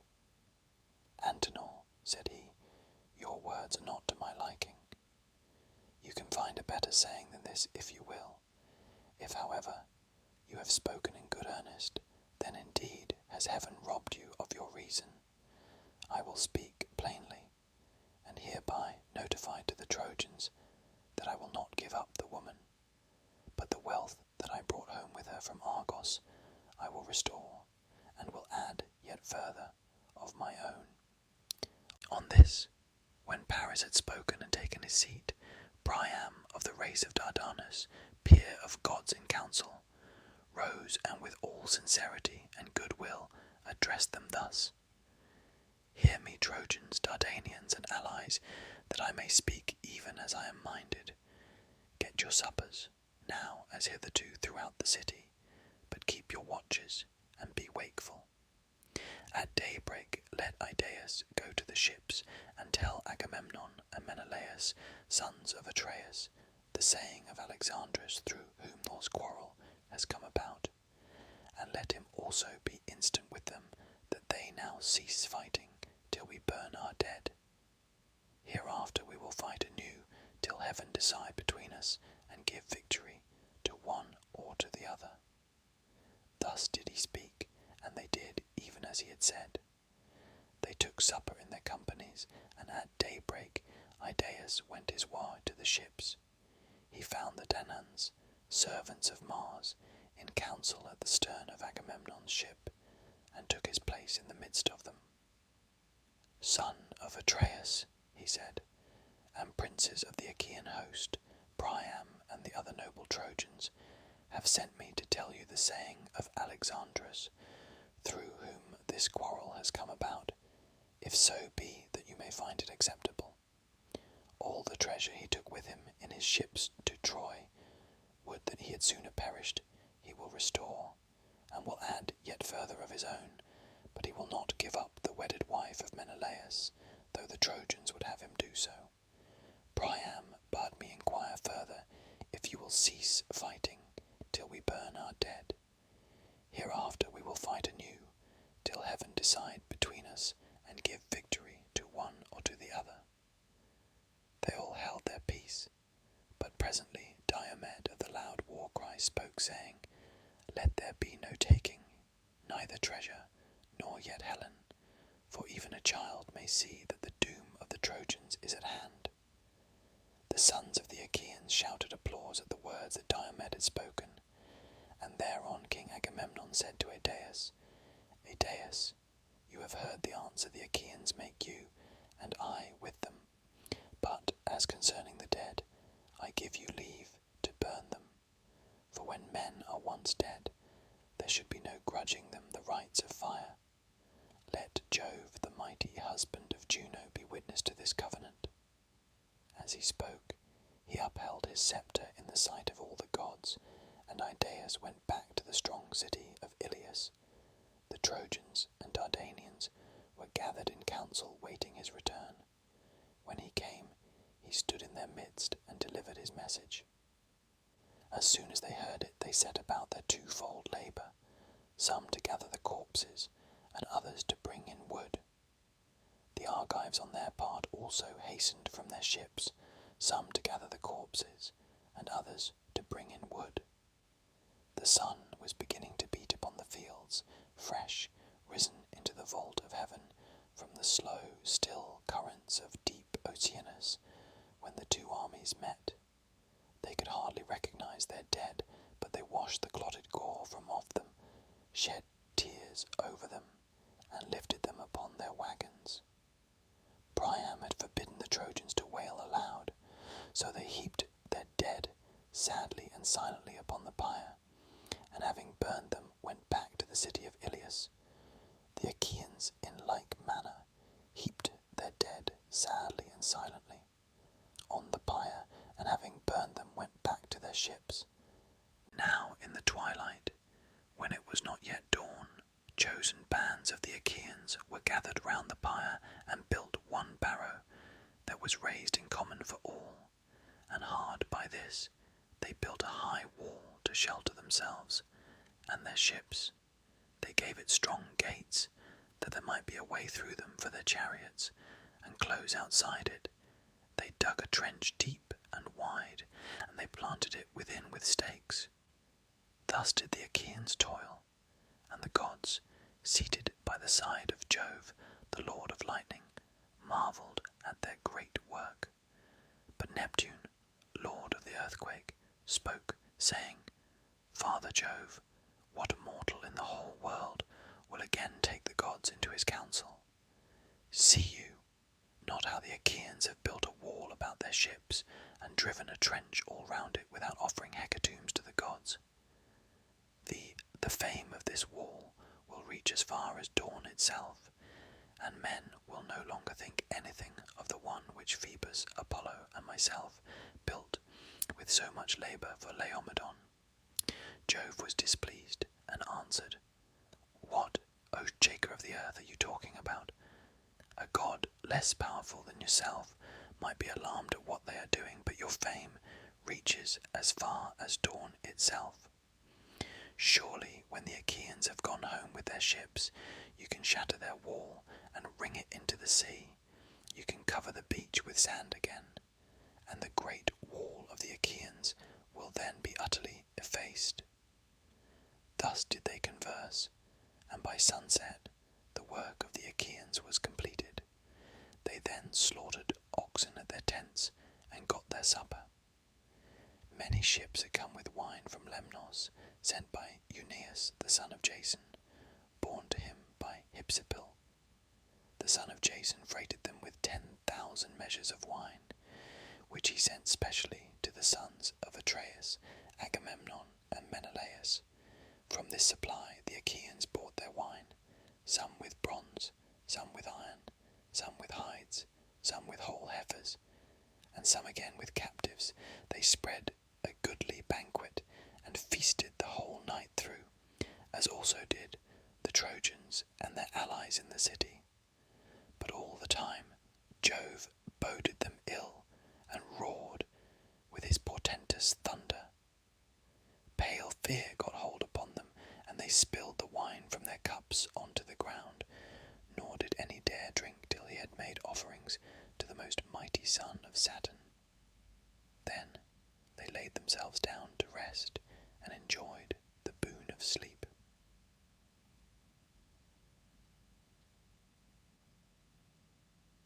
Book Big. Now, when morning, clad in a robe of saffron, had begun to suffuse light over the earth, Jove called the gods in council on the topmost crest of serrated Olympus. Then he spoke, and all the other gods gave ear. Hear me, said he, gods and goddesses, that I may speak even as I am minded. Let none of you, neither goddess nor god, try to cross me, but obey me every one of you, that I may bring this matter to an end. If I see anyone acting a part and helping either Trojans or Danaans, he shall be beaten inordinately ere he come back again to Olympus, or I will hurl him down into dark Tartarus, far into the deepest pit under the earth, where the gates are iron and the floor bronze, as far beneath Hades as heaven is high above the earth, that you may learn how much the mightiest I am among you. Try me and find out for yourselves. Hangs me a golden chain from heaven, and lay hold of it, all of you, gods and goddesses together. Tug as you will not drag Jove, the supreme counsellor, from heaven to earth. But were I to pull at it myself, I should draw you up with earth and sea into the bargain. Then would I bind the chain about some pinnacle of Olympus, and leave you all dangling in the mid-firmament. So far am I above all others, either of gods or men. They were frightened, and all of them have held their peace, for he had spoken masterfully. But at last Minerva answered, Father, son of Saturn, king of kings, we all know that your might is not to be gainsaid, but we are also sorry for the Danaan warriors, who are perishing and coming to a bad end. We will, however, since you so bid us, refrain from actual fighting, but we will make serviceable suggestions to the Argives, that they may not all of them perish in your displeasure. Jove smiled at her and answered, "Take heart, my child. Trito born, I am not really in earnest, and I wish to be kind to you." With this he yoked his fleet horses, with hoofs of bronze and manes of glittering gold. He girded himself also with gold about the body, seized his gold whip, and took his seat in his chariot. Thereon he lashed his horses, and they flew forward, nothing loth midway twixt earth and starry heaven. After a while he reached many-fountained Ida, mother of wild beasts, and Gargrus, where are his grove and fragrant altar. There the father of gods and men stayed his horses, took them from the chariot, and hid them in a thick cloud. Then he took his seat all glorious upon the topmost crests, looking down upon the city of Troy and the ships of the Achaeans. The Achaeans took their morning meal hastily at the ships, and afterwards put on their armour. The Trojans, on the other hand, likewise armed themselves throughout the city, fewer in numbers, but nevertheless eager perforce to do battle for their wives and children. All the gates were flung wide open, and horse and foot sallied forth with the tramp as of a great multitude. When they were got together in one place, shield clashed with shield, and spear with spear, in the conflict of mail-clad men. Mighty was the din as the bossed shields pressed hard on one another. Death cry and shout of triumph, of slain and slayers, and the earth ran red with blood. Now, so long as the day waxed, and it was still morning, their weapons beat against one another, and the people fell. But when the sun had reached mid-heaven, the sire of all balanced his golden scales, and put two fates of death within them, one for the Trojans, and the other for the Achaeans. He took the balance by the middle, and when he lifted it up, the day of the Achaeans sank. The death-fraught scale of the Achaeans settled down upon the ground, while that of the Trojans rose heavenwards. Then he thundered aloud from Ida, and sent the glare of his lightning upon the Achaeans. When they saw this, pale fear fell upon them, and they were sore afraid. Idomeneus dared not stay, nor yet Agamemnon, nor did the two Ajaxes, servants of Mars, hold their ground. Nestor, knight of Gerene, alone stood firm, bulwark of the Achaeans, not of his own will, but one of his horses was disabled. Alexandra's husband of lovely Helen had hit it with an arrow just on the top of its head, where the mane begins to grow away from the skull, a very deadly place. The horse bounded in his anguish as the arrow pierced his brain, and his struggles threw others into confusion. The old man instantly began cutting the traces with his sword, but Hector's fleet horses bore down upon him through the rout with their bold charioteer, even Hector himself, and the old man would have perished there, and then had not Diomed been quick to mark, and with a loud cry called Ulysses to help him. "Ulysses," he cried, "noble son of Laertes, where are you flying to, with your back turned like a coward? See that you are not struck with a spear between the shoulders. Stay here and help me to defend Nestor from this man's furious onset." Ulysses would not give ear, but sped onward to the ships of the Achaeans, and the son of Tydeus, flinging himself alone into the thick of the fight, took his stand before the horses of the son of Neleus. "Sir," said he, "these young warriors are pressing you hard. Your force is spent, and age is heavy upon you. Your squire is naught, and your horses are slow to move. Mount my chariot, and see what the horses of Tros can do, how cleverly they can scud hither and thither over the plain, either in flight or in pursuit. I took them from the hero Aeneas. Let our squires attend to your own steeds, but let us drive mine straight at the Trojans, that Hector may learn how furiously I too can wield my spear." Nestor, knight of Gerene, hearkened to his words. Thereon the doughty squires, Sthenelus and kind-hearted Eurymedon, saw to Nestor's horses, while the two both mounted Diomed's chariot. Nestor took the reins in his hands and lashed the horses on. They were soon close up with Hector, and the son of Tydeus aimed a spear at him as he was charging full speed towards them. He missed him, but struck his charioteer and squire Eniapeus, son of noble Thebaeus, in the breast by the nipple, while the reins were in his hand, so that he died there and then, and the horses swerved as he fell headlong from the chariot. Hector was greatly grieved at the loss of his charioteer, but let him lie for all his sorrow, while he went in quest of another driver. Nor did his steeds have to go long without one, for he presently found brave Archeptolemus, the son of Iphitus, and made him get up behind the horses, giving the reins into his hand. All had then been lost, and no help for it, for they would have been penned up in Iliad like sheep, had not the sire of gods and men been quick to mark, and hurled a fiery flaming thunderbolt, which fell just in front of Diomed's horses, with a flare of burning brimstone. The horses were frightened, and tried to back beneath the car, while the reins dropped from Nestor's hands. Then he was afraid, and said to Diomed, "Son of Tydeus, turn your horses in flight. See you not that the hand of Jove is against you? Today he vouchsafes victory to Hector. Tomorrow, if it so please him, he will again grant it to ourselves.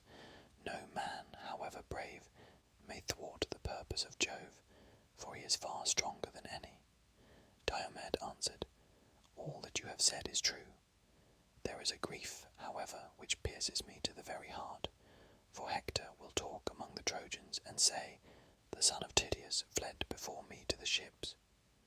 This is the vaunt he will make, and may earth then swallow me." "Son of Tydeus," replied Nestor, "what mean you? Though Hector say that you are a coward, the Trojans and Dardanians will not believe him, nor yet the wives of the mighty warriors, whom you have laid low." So saying, he turned the horses back through the thick of the battle, and with a cry that rent the air, the Trojans and Hector rained their darts after them. Hector shouted to him and said, "Son of Tydeus, the Danaans have done you honour hitherto as regards your place at table, the meals they give you, and the filling of your cup with wine. Henceforth they will despise you, for you are become no better than a woman. Be off, girl and coward that you are. You shall not scale our walls through any hinching upon my part, neither shall you carry off our wives in your ships, for I shall kill you with my own hand." The son of Tydeus was in two minds whether or no to turn his horses round again and fight him.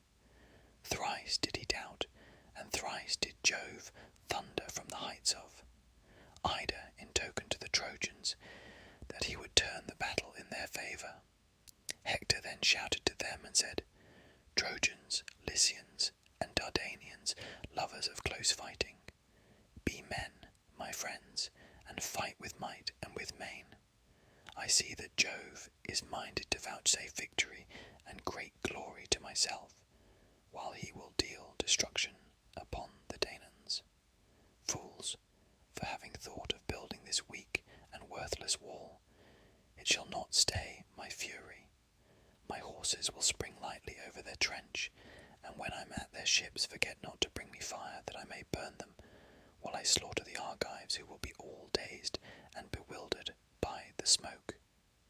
Then he cried to his horses, "Xanthus and Podargus, and you, Ethan and goodly Lampus, pay me for your keep now, and for all the honey-sweet corn with which Andromache, daughter of great Aetion, has fed you, and for she has mixed wine and water for you to drink whenever you would, before doing so even for me, who am her own husband.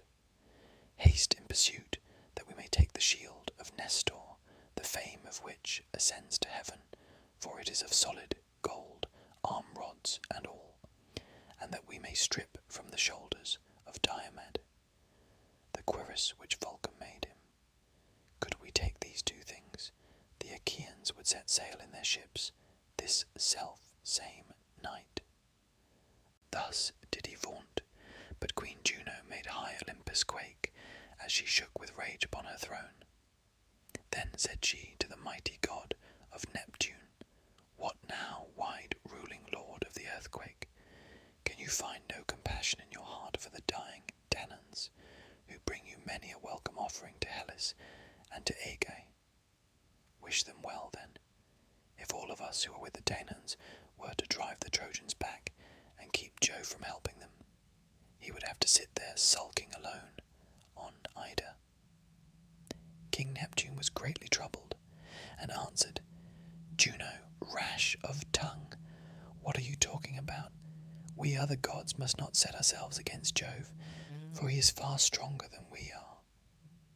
Thus did they converse, but the whole space enclosed by the ditch, from the ships even to the wall, was filled with horses and warriors, who were pent up there by Hector son of Priam, now that the hand of Jove was with him. He would even have set fire to the ships and burned them, had not Queen Juno put it into the mind of Agamemnon to bestir himself and to encourage the Achaeans. To this end he went round the ships and tents, carrying a great purple cloak, and took his stand by the huge black hull of Ulysses' ship, which was middlemost of all. It was from this place that his voice would carry farthest, on the one hand towards the tents of Ajax son of Telamon, and on the other towards those of Achilles. For these two heroes, well assured of their own strength, had valorously drawn up their ships at the two ends of the line. From this spot then, with a voice that could be heard afar, he shouted to the Danaans, saying, "Argives, shame on you cowardly creatures, brave in semblance only. Where are now our vaunts that we should prove victorious, the vaunts we made so vaingloriously in Lemnos, when we ate the flesh of horned cattle, and filled our mixing bowls to the brim? You vowed that you would each of you stand against 100 or 200 men, and now you prove no match even for one for Hector, who will be ere long setting our ships in a blaze. Father Jove, did you ever so ruin a great king, and rob him so utterly of his greatness? Yet, when to my sorrow I was coming hither, I never let my ship pass your altars without offering the fat and thigh bones of heifers upon every one of them, so eager was I to sack the city of Troy. Vouchsafe me then this prayer, suffer us to escape at any rate with our lives, and let not the Achaeans be so utterly vanquished by the Trojans." Thus did he pray, and Father Jove, pitying his tears, vouchsafed him that his people should live, not die.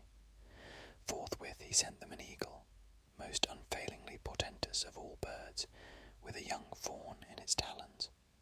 The eagle dropped the fawn by the altar on which the Achaeans sacrificed to Jove, the lord of omens. When, therefore, the people saw that the bird had come from Jove, they sprang more fiercely upon the Trojans and fought more boldly. There was no man of all the many Danaans who could then boast that he had driven his horses over the trench and gone forth to fight sooner than the son of Tydeus. Long before anyone else could do so, he slew an armed warrior of the Trojans, Achilles, the son of Phradmon. He had turned his horses in flight, but the spear struck him in the back, midway between his shoulders, and went right through his chest, and his armour rang rattling round him, as he fell forward from his chariot. After him came Agamemnon and Menelaus, sons of Atreus, the two Ajaxes clothed in valour as with a garment, Idomeneus and his companion, in arms, Meriones, peer of murderous Mars, and Eurypylus, the brave son of Euaemon. Ninth came Teucer with his bow, and took his place under cover of the shield of Ajax, son of Telamon. When Ajax lifted his shield, Teucer would peer round, and when he had hit anyone in the throng, the man would fall dead. Then Teucer would hie back to Ajax as a child, to its mother, and again duck down under his shield.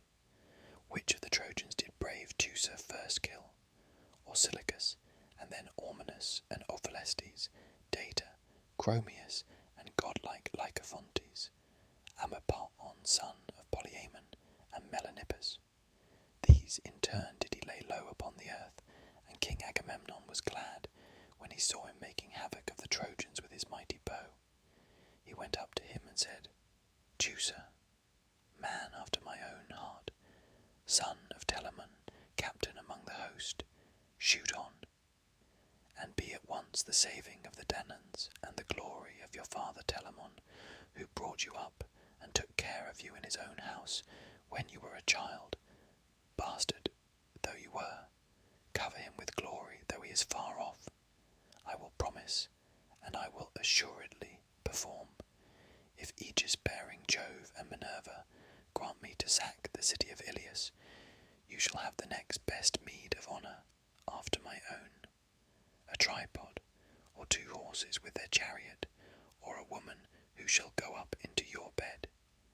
And Teucer answered, Most noble son of Atreus, you need not urge me. From the moment we began to drive them back to Ilias, I have never ceased, so far as in me lies, to look out for men whom I can shoot and kill. I have shot 8 barbed shafts, and all of them have been buried in the flesh of warlike youths, but this mad dog I cannot hit. As he spoke, he aimed another arrow straight at Hector, for he was bent on hitting him. Nevertheless, he missed him, and the arrow hit Priam's brave son Gorgythion in the breast. His mother, fair Castianira, lovely as a goddess, had been married from Esym, and now he bowed his head as a gardened poppy in full bloom when it is weighed down by showers in spring. Even thus heavy bowed his head beneath the weight of his helmet. Again he aimed at Hector, for he was longing to hit him, and again his arrow missed, for Apollo turned it aside. But he hit Hector's brave charioteer, Archeptolemus, in the breast by the nipple, as he was driving furiously into the fight. The horses swerved aside as he fell headlong from the chariot, and there was no life left in him. Hector was greatly grieved at the loss of his charioteer, but for all his sorrow he let him lie where he fell, and bade his brother Cebriones, who was hard by, take the reins. Cebriones did as he had said. Hector thereon, with a loud cry, sprang from his chariot to the ground, and seizing a great stone, made straight for Teucer, with intent kill him. Teucer had just taken an arrow from his quiver, and had laid it upon the bowstring, but Hector struck him with the jagged stone as he was taking aim and drawing the string to his shoulder. He hit him just where the collarbone divides the neck from the chest, a very deadly place, and broke the sinew of his arm, so that his wrist was less, and the bow dropped from his hand as he fell forward on his knees. Ajax saw that his brother had fallen, and running towards him bestrode him, and sheltered him with his shield. Meanwhile his 2 trusty squires, Mecisteus, son of Ichius, and Alastor, came up and bore him to the ships, groaning in his great pain. Jove now again put heart into the Trojans, and they drove the Achaeans to their deep trench, with Hector in all his glory at their head. As a hound grips a wild boar or lion in flank or buttock when he gives him chase, and watches warily for his wheeling, even so did Hector follow close upon the Achaeans, ever killing the hindmost as they rushed panic-stricken onwards. When they had fled through the set stakes and trench, and many Achaeans had been laid low at the hands of the Trojans, they halted at their ships, calling upon one another, and praying every man instantly, as they lifted up their hands to the gods. But Hector wheeled his horses this way and that, his eyes glaring like those of Gorgo or murderous Mars. Juno, when she saw them, had pity upon them, and at once said to Minerva, Alas, child of aegis-bearing Jove, shall you and I take no more thought for the dying Danaans, though it be the last time we ever do so? See how they perish, and come to a bad end before the onset of but a single man. Hector, the son of Priam, rages with intolerable fury, and has already done great mischief. Minerva answered, Would indeed this fellow might die in his own land, and fall by the hands of the Achaeans, but my father Jove is mad with spleen, ever foiling me, ever headstrong and unjust. He forgets how often I saved his son, when he was worn out by the labours Eurystheus had laid on him. He would weep till his cry came up to heaven, and then Jove would send me down to help him. If I had had the sense to foresee all this, when Eurystheus sent him to the house of Hades to fetch the hellhound from Erebus, he would never have come back alive out of the deep waters of the river Styx. And now Jove hates me, while he lets Thetis have her way because she kissed his knees and took hold of his beard, when she was begging him to do honour to Achilles. I shall know what to do next time he begins calling me his grey-eyed darling. Get our horses ready, while I go within the house of Aegis, bearing Jove, and put on my armour. We shall then find out whether Priam's son Hector will be glad to meet us in the highways of battle, or whether the Trojans will glut hounds and vultures with the fat of their flesh, as they are dead by the ships of the Achaeans. Thus did she speak, and white-armed Juno, daughter of great Saturn, obeyed her words. She set about harnessing her gold-bedizened steeds, while Minerva, daughter of Aegis, bearing Jove, flung a richly vesture, made with her own hands, onto the threshold of her father, and donned the shirt of Jove, arming herself for battle. Then she stepped into her flaming chariot, and grasped the spear so stout and sturdy and strong with which she quells the ranks of heroes who have displeased her. Juno lashed her horses, and the gates of heaven bellowed as they flew open of their own accord, gates over which the hours preside, in whose hands are heaven and Olympus, either to open the dense cloud that hides them, or to close it. Through these the goddesses drove their obedient steeds. But Father Jove, when he saw them from Ida, was very angry, and sent winged Iris with a message to them. Go, said he, fleet Iris, turn them back, and see that they do not come near me, for if we come to fighting, there will be mischief. This is what I say, and this is what I mean to do. I will lame their horses for them. I will hurl them from their chariot, and will break it in pieces. It will take them all 10 years to heal the wounds my lightning shall inflict upon them. My grey-eyed daughter will then learn what quarrelling with her father means. I am less surprised and angry with Juno, for whatever I say, she always contradicts me. With this Iris went her way, fleet as the wind, from the heights of Ida to the lofty summits of Olympus. She met the goddesses at the outer gates of its many valleys, and gave them her message. What, said she, are you about? Are you mad? The son of Saturn forbids going. This is what he says, and this is he means to do. He will lame your horses for you. He will hurl you from your chariot, and will break it in pieces. It will take you all 10 years to heal the wounds his lightning will inflict upon you, that you may learn, grey-eyed goddess, what quarrelling with your father means. He is less hurt and angry with Juno, for whatever he says, she always contradicts him. But you, bold hussy, will you really dare to raise your huge spear in defiance of Jove? With this she left them, and Juno said to Minerva, Of a truth, child of Aegis-bearing Jove, I am not for fighting men's battles further in defiance of Jove. Let them live or die as luck will have it, and let Jove mete out his judgments upon the Trojans and Danaans according to his own pleasure. She turned her steeds.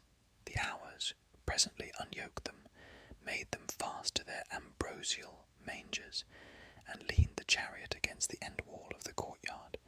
The two goddesses then sat down upon their golden thrones, amid the company of the other gods, but they were very angry. Presently Father Jove drove his chariot to Olympus and entered the assembly of gods. The mighty lord of the earthquake unyoked his horses for him, set the car upon its stand, and threw a cloth over it. Jove then sat down upon his golden throne, and Olympus reeled beneath him. Minerva and Juno sat alone, apart from Jove, and neither spoke nor asked him questions, but Jove knew what they meant, and said, "Minerva and Juno, why are you so angry? Are you fatigued with killing so many of your dear friends the Trojans? Be this as it may, such is the might of my hands that all the gods in Olympus cannot turn me. You were both of you trembling all over, ere ever you saw the fight, and its terrible doings.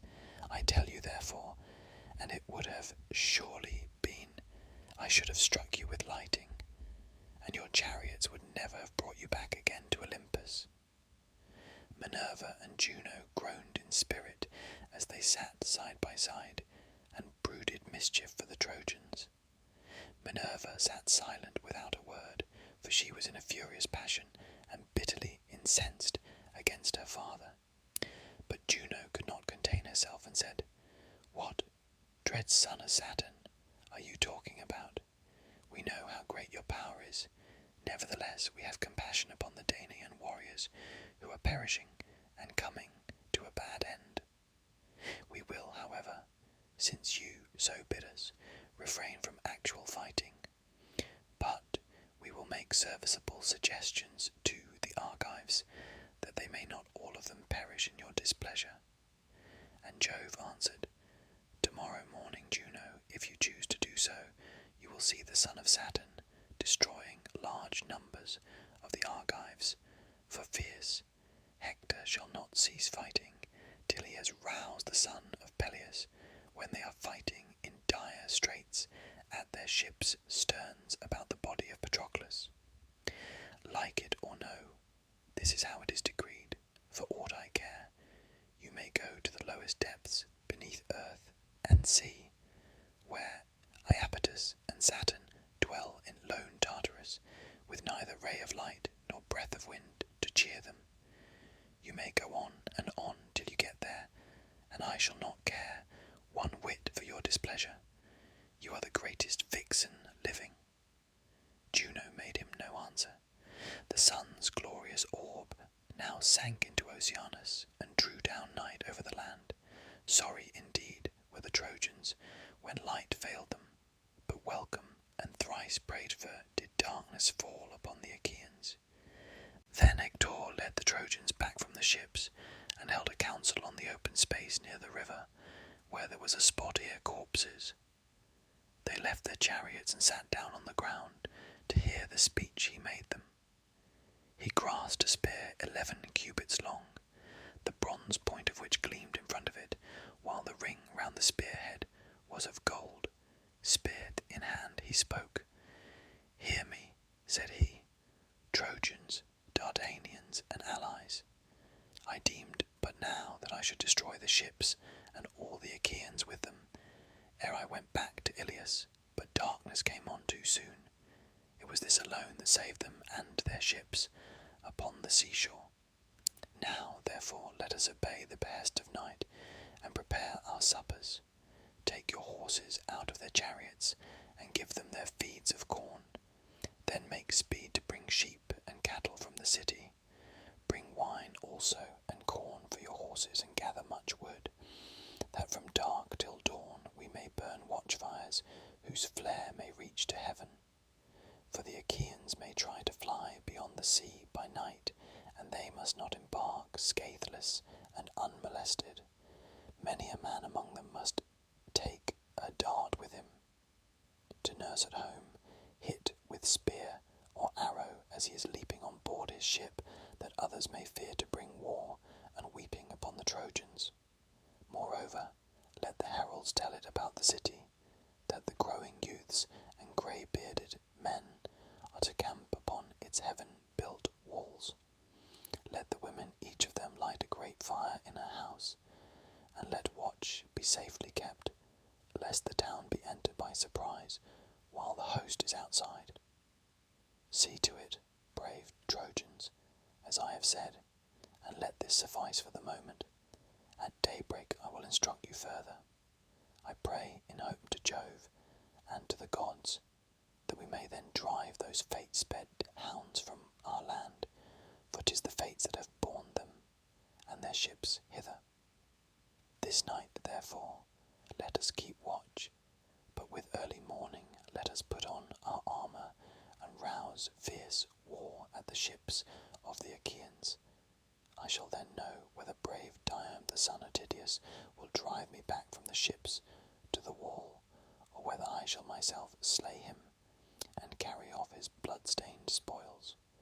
Tomorrow let him show his mettle, abide my spear if he dare.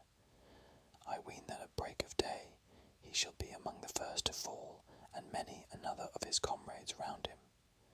Would that I were as sure of being immortal and never growing old, and of being worshipped like Minerva and Apollo, as I am that this day will bring evil to the Argives.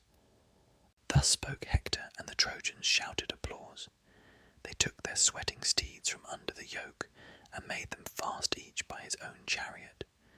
They made haste to bring sheep and cattle from the city. They brought wine also, and corn from the houses, and gathered much wood. They then offered unblemished hecatombs to the immortals, and the wind carried the sweet savour of sacrifice to heaven. But the blessed gods partook not thereof, for they bitterly hated Ilias with Priam and Priam's people. Thus high in hope they sat through the livelong night by the highways of war, and many a watchfire did they kindle. As when the stars shine clear and the moon is bright, there is not a breath of air, not a peak nor glade, nor jutting headland, but it stands out in the ineffable radiance that breaks from the serene of heaven. The stars can all of them be told, and the heart of the shepherd is glad. Even thus shone the watchfires of the Trojans before Ilias midway between the ships and the river Xanthus. 1,000 campfires gleamed upon the plain, and in the glow of each there sat 50 men, while the horses, champing oats and corn beside their chariots, waited till dawn should come.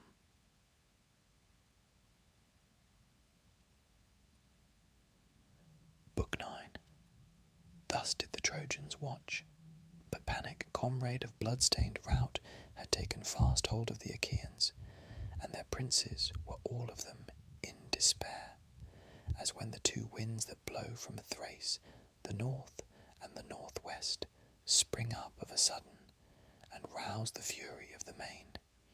In a moment the dark waves uprear their heads, and scatter their sea-wrack in all directions. Even thus troubled were the hearts of the Achaeans. The son of Atreus, in dismay, bade the heralds call the people to a council man by man, but not to cry the matter aloud. He made haste also himself to call them, and they sat sorry at heart in their assembly. Agamemnon shed tears, as it were, a running stream or cataract on the side of some sheer cliff, and thus, with many a heavy sigh, he spoke to the Achaeans. My friends, said he, princes and counsellors of the Argives, the hand of heaven has been laid heavily upon me. Cruel Jove gave me his solemn promise that I should sack the city of Troy before returning, but he has played me false, and is now bidding me go ingloriously back to Argos with the loss of much people. Such is the will of Jove, who has laid many a proud city in the dust, as he will yet lay others, for his power is above all. Now, therefore, let us all do as I say, and sail back to our own country, for we shall not take Troy. Thus he spoke, and the sons of the Achaeans for a long while sat sorrowful there, but they all held their peace, till at last Diomed of the loud battle-cry made answer, saying, Son of Atreus, I will chide your folly, as is my right in counsel. Be not then aggrieved that I should do so, In the first place you attacked me before all the Danaans, and said that I was a coward and no soldier. The Argives, young and old, know that you did so, but the son of scheming Saturn endowed you by halves only. He gave you honour as the chief ruler over us, but valour, which is the highest, both right and might, he did not give you. Sir, think you that the sons of the Achaeans are indeed as unwarlike and cowardly as you say they are? If your own mind is set upon going home, go. The way is open to you. The many ships that followed you from Mycene stand ranged upon the seashore, but the rest of us stay here till we have sacked Troy. Nay, though these two should turn homeward with their ships, Sthenelus and myself will still fight on till we reach the goal of Iliad, for heaven was with us when we came. The sons of the Achaeans shouted applause at the words of Diomed, and presently Nestor rose to speak. Son of Tydeus, said he, in war your prowess is beyond question, and in counsel you excel all who are of your own years. No one of the Achaeans can make light of what you say, nor gainsay it, but you have not yet come to the end of the whole matter. You are still young. You might be the youngest of my own children. Still you have spoken wisely, and have counselled the chief of the Achaeans, not without discretion. Nevertheless, I am older than you, and I will tell you everything. Therefore let no man, not even King Agamemnon, disregard my saying, for he that foments civil discord is a clanless, hearthless outlaw. Now, however, let us obey the behest of night, and get our suppers. But let the sentinels, every man of them, camp by the trench that is without the wall. I am giving these instructions to the young men. When they have been attended to, do you, son of Atreus, give your orders, for you are the most royal among us all. Prepare a feast for your counsellors. It is right and reasonable that you should do so. There is abundance of wine in your tents, which the ships of the Achaeans bring from Thrace daily. You have everything at your disposal wherewith to entertain guests, and you have many subjects. When many are got together, you can be guided by him whose counsel is wisest. And sorely do we need shrewd and prudent counsel, for the foe has lit his watchfires hard by our ships. Who can be other than dismayed? This night will either be the ruin of our host, or save it. Thus did he speak, and they did even as he had said. The sentinels went out in their armour under command of Nestor's son Thrasymedes, a captain of the host, and of the bold warriors Ascalaphus and Ialmenus. There were also Meriones, Aphareus, and Deipyrus, and the son of Cryon, noble Lycomedes. There were 7 captains of the sentinels, and with each there went 100 youths armed with long spears. They took their places midway between the trench and the wall, and when they had done so, they lit their fires, and got every man his supper. The son of Atreus then bade many counsellors of the Achaeans to his quarters, prepared a great feast in their honour. They laid their hands on the good things that were before them, and as soon as they had enough to eat and drink, old Nestor, whose counsel was ever truest, was the first to lay his mind before them. He, therefore, with all sincerity and good will, addressed them thus. With yourself, most noble son of Atreus, king of men, Agamemnon, will I both begin my speech and end it, for you are king over much people. Jove, moreover, has vouchsafed you to wield the sceptre, and to uphold righteousness, that you may take thought for your people under you. Therefore it behooves you above all others, both to speak and to give ear, and to out the counsel of another, who shall have been minded to speak wisely. All turns on you and on your commands. Therefore I will say what I think will be best. No man will be of a truer mind than that which has been mine from the hour when you, sir, angered Achilles by taking the girl Briseis from his tent against my judgment.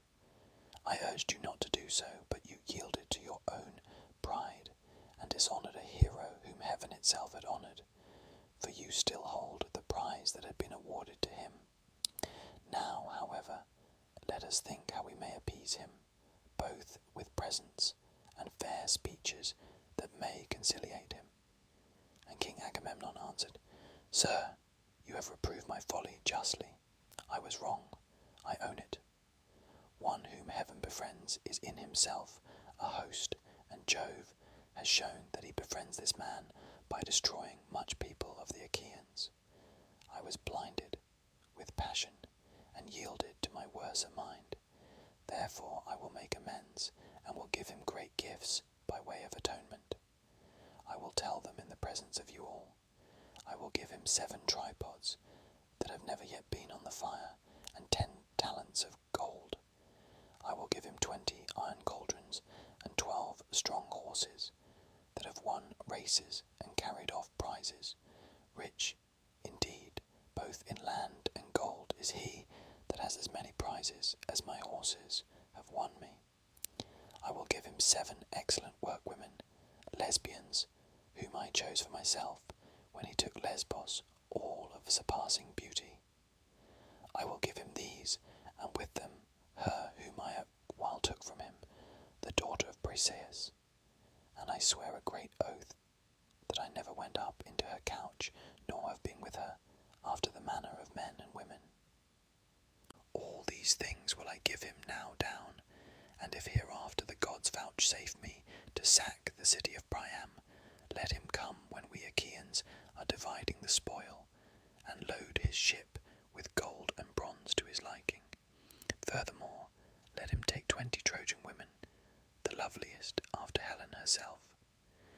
Then, when we reach Achaean Argos, wealthiest of all lands, he shall be my son-in-law, and I will show him like honour with my own dear son Orestes, who is being nurtured in all abundance. I have 3 daughters, Chrysothemis, Laodice, and Alphianassa. Let him take the one of his choice, freely and without gifts of wooing, to the house of Peleus. I will add such dower to boot as no man ever yet gave for his daughter, and will give him 7 well-established cities, Cardamel, Enope, and Hire, where there is grass, holy Phere, and the rich meadows of Anthea, Apia also, and the vine-clad slopes of Pedasus, all near the sea, and on the borders of sandy Pylos. The men that dwell there are rich in cattle and sheep.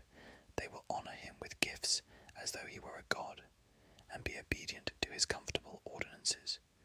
All this will I do if he will now forgo his anger.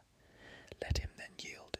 Is only Hades, who is utterly ruthless and unyielding, and hence he is of all gods the one most hateful to mankind. Moreover, I am older and more royal than himself. Therefore, let him now obey me. Then Nestor answered, Most noble son of Atreus, king of men, Agamemnon, the gifts you offer are no small ones. Let us then send chosen messengers, who may go to the tent of Achilles, son of Peleus, without delay. Let those go whom I shall name. Let Phoenix, dear to Jove, lead the way. Let Ajax and Ulysses follow, and let the heralds Odius and Euripides go with them. Now bring water for our hands, and bid all keep silence, while we pray to Jove, the son of Saturn, if so be that he may have mercy upon us. Thus did he speak, and his saying pleased them well. Men servants poured water over the hands of the guests, while pages filled the mixing bowls with wine and water, and handed it round, after giving every man his drink offering. Then, when they had made their offerings, and had drunk each as much as he was minded, the envoy set out from the tent of Agamemnon, son of Atreus, and Nestor, looking first to one and then to another, but most especially at Ulysses, was instant with them that they should prevail with the noble son of Peleus. They went their way by the shore of the sounding sea, and prayed earnestly to earth-encircling Neptune that the high spirit of the son of Aeacus might incline favourably towards them.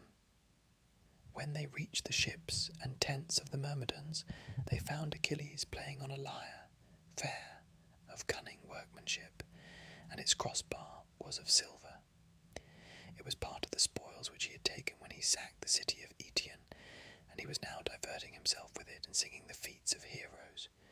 He was alone with Patroclus, who sat opposite to him and said nothing, waiting till he should cease singing. Ulysses and Ajax now came in, Ulysses leading the way, and stood before him. Achilles sprang from his seat, with the lyre still in his hand, and Patroclus, when he saw the strangers, rose also. Achilles then greeted them, saying, "All hail and welcome. You must come upon some great matter, you, who for all my anger are still dearest to me of the Achaeans." With this he led them forward, and bade them sit on seats covered with purple rugs. Then he said to Patroclus, who was close by him, "Son of Menoetius, set a larger bowl upon the table, mix less water with the wine, and give every man his cup, for these are very dear friends, who are now under my roof." Patroclus did as his comrade bade him. He set the chopping block in front of the fire, and on it he laid the loin of a sheep, the loin also of a goat, and the chine of a fat hog. Automedon held the meat, while Achilles chopped it. He then sliced the pieces, and put them on spits, while the son of Menoetius made the fire burn high. When the flame had died down, he spread the embers, laid the spits on top of them, lifting them up and setting them upon the spit racks, and he sprinkled them with salt.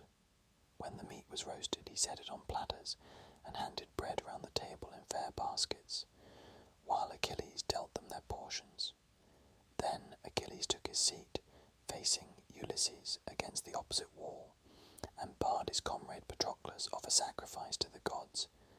So he cast the offerings into the fire, and they laid their hands upon the good things that were before them.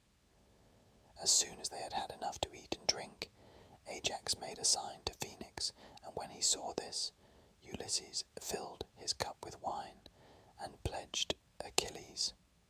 "Hail," said he, "Achilles, we have had no scant of good cheer, neither in the tent of Agamemnon, nor yet here. There has been plenty to eat and drink, but our thought turns upon no such matter. Sir, we are in the face of great disaster, and without your help, know not whether we shall save our fleet or lose it. The Trojans and their allies have camped hard by our ships and by the wall. They have lit watchfires throughout their host, and deem that nothing can now prevent them from falling on our fleet. Jove, moreover, has sent his lightnings on their right. Hector, in all his glory, rages like a maniac. Confident that Jove is with him, he fears neither God nor man, but is gone raving mad, and prays for the approach of day. He vows that he will hew the high sterns of our ships in pieces, set fire to their hulls, and make havoc of the Achaeans, while they are dazed and smothered in smoke. I much fear that heaven will make good his boasting, and it will prove our lot to perish at Troy, far from our home in Argos. Up then, and late though it be, save the sons of the Achaeans, who faint before the fury of the Trojans. You will repent bitterly hereafter if you do not, for when the harm is done, there will be no curing it. Consider ere it be too late, and save the Danaans from destruction. My good friend, when your father Peleus sent you from Pythia to Agamemnon, did he not charge you, saying, "Son, Minerva and Juno will make you strong if they choose, but check your high temper, for the better part is in good will. Eschew vain quarrelling, and the Achaeans, old and young, will respect you more for doing so." These were his words, but you have forgotten them. Even now, however, be appeased, and put away your anger from you, Agamemnon will make you great amends if you will forgive him. Listen, and I will tell you what he has said in his tent that he will give you. He will give you 7 tripods that have never yet been on the fire, and 10 talents of gold, 20 iron cauldrons, and 12 strong horses that have won races and carried off prizes. Rich indeed, both in land and gold, is he who has as many prizes as these horses have won for Agamemnon. Moreover, he will give you 7 excellent workwomen, lesbians, whom he chose for himself, when you took Lesbos, all of surpassing beauty. He will give you these, and with them her whom he erewhile took from you, the daughter of Briseis, and he will swear a great oath. He has never gone up into her couch, nor been with her after the manner of men and women. All these things will he give you now down, and if hereafter the gods vouchsafe him to sack the city of Priam, you can come when we Achaeans are dividing the spoil, and load your ship with gold and bronze to your liking. You can take 20 Trojan women, the loveliest after Helen herself. Then, when we reach Achaean Argos, wealthiest of all lands, you shall be his son-in-law, and he will show you like honour with his own dear son Orestes, who is being nurtured in all abundance. Agamemnon has 3 daughters, Chrysothemis, Laodice, and Iphianassa. You may take the one of your choice, freely and without gifts of wooing, to the house of Peleus. He will add such dower to boot as no man ever yet gave his daughter, and will give you 7 well-established cities, Cardamyle, Enope, and Hire, where there is grass, holy Pheras, and the rich meadows of Anthea, Aepia also, and the vine-clad slopes of Pedasus, all near the sea and on the borders of sandy Pylos. The men that dwell there are rich in cattle and sheep. They will honour you with gifts as though were a god, and be obedient to your comfortable ordinances. All this will he do if you will now forgo your anger. Moreover, though you hate both him and his gifts with all your heart, yet pity the rest of the Achaeans, who are being harassed in all their host. They will honour you as a god, and you will earn great glory at their hands. You might even kill Hector. He will come within your reach, for he is infatuated and declares that not a Danaan whom the ships have brought can hold his own against him. Achilles answered, Ulysses, noble son of Laertes, I should give you formal notice plainly, and in all fixity of purpose, that there be no more of this cajoling from whatsoever quarter it may come. Him do I hate even as the gates of hell, who says one thing while he hides another in his heart. Therefore I will say what I mean. I will be appeased, neither by Agamemnon son of Atreus, nor by any other of the Danaans, for I see that I have no thanks for all my fighting. He that fights fares no better than he that does not. Coward and hero are held in equal honour, and death deals like measure to him who works and him who is idle. I have taken nothing by all my hardships, with my life ever in my hand, as a bird, when she has found a morsel, takes it to her nestlings, and herself fares hardly. Even so, man, a long night have I been wakeful, and many a bloody battle have I waged by day against those who were fighting for their women. With my ships I have taken 12 cities, and 11 round about Troy have I stormed with my men by land.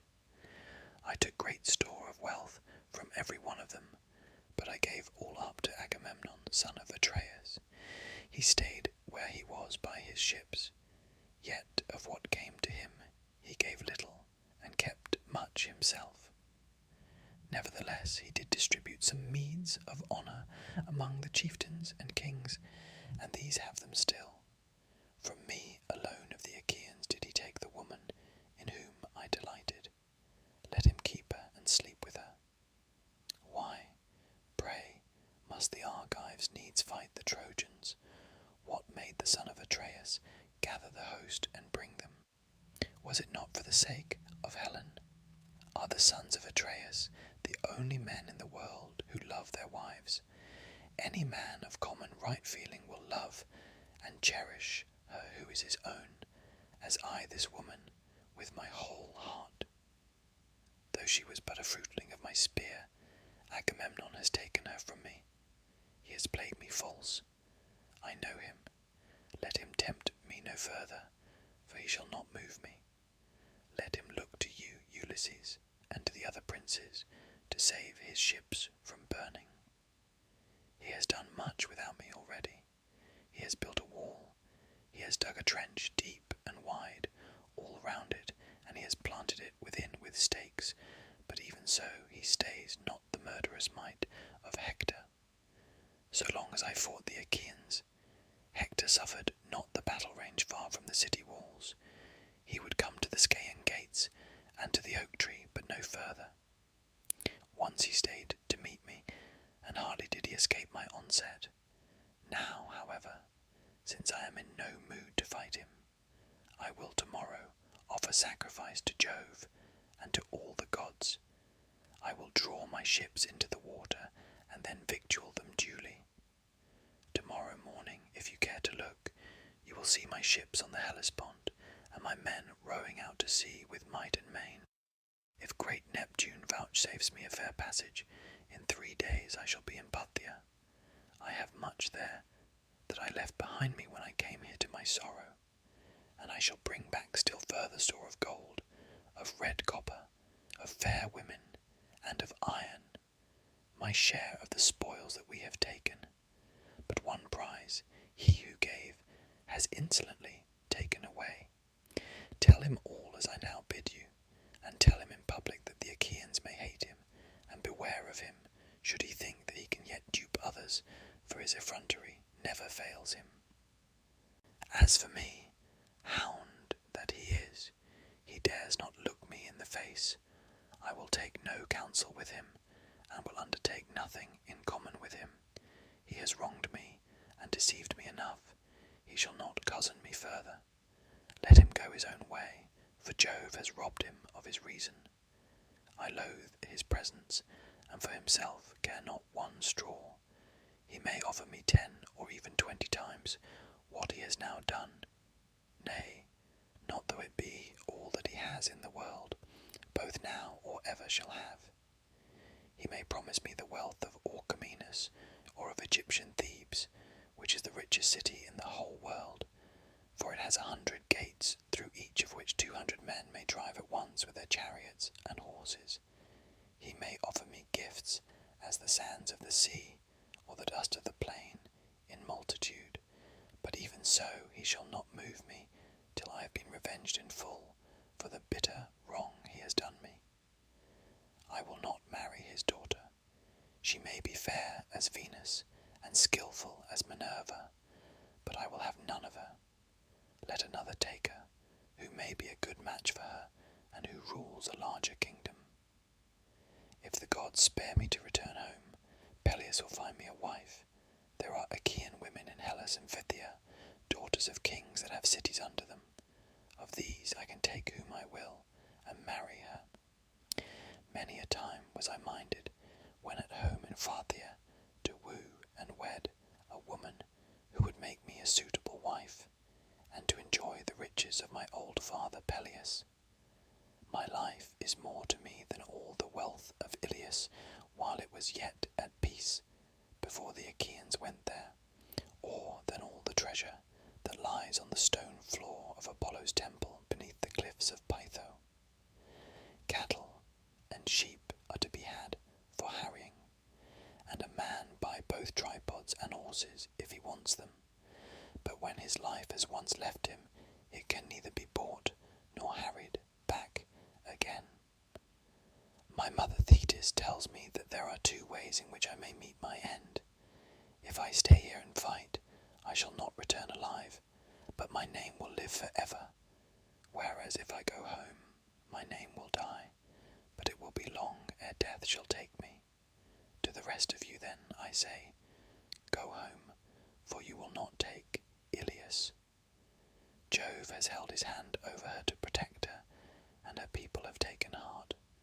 Go therefore, as in duty bound, and tell the princes of the Achaeans the message that I have sent them.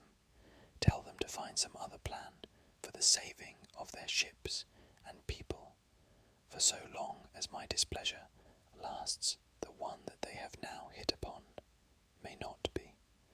As for Phoenix, let him sleep here, that he may sail with me in the morning, if he so will, but I will not take him by force. They all held their peace, dismayed at the sternness with which he had denied them, till presently the old knight Phoenix, in his great fear for the ships of the Achaeans, burst into tears and said, "Noble Achilles, if you are now minded to return, and in the fierceness of your anger will do nothing to save the ships from burning, how, my son, can I remain here without you? Your father Peleus bade me go with you when he sent you as a mere lad from Phthia to Agamemnon.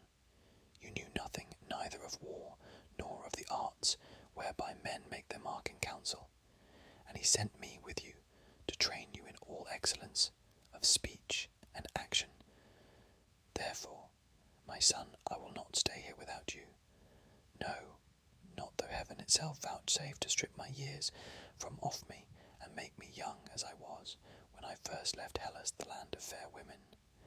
I was then flying the anger of Father Amintor, son of Ormenus, who was furious with me in the matter of his concubine, of whom he was enamoured, to the wronging of his wife, my mother. My mother, therefore, prayed me without ceasing to lie with the woman myself, that so she hate my father. And in the course of time I yielded, but my father soon came to know, and cursed me bitterly, calling the dread Erinyes to witness.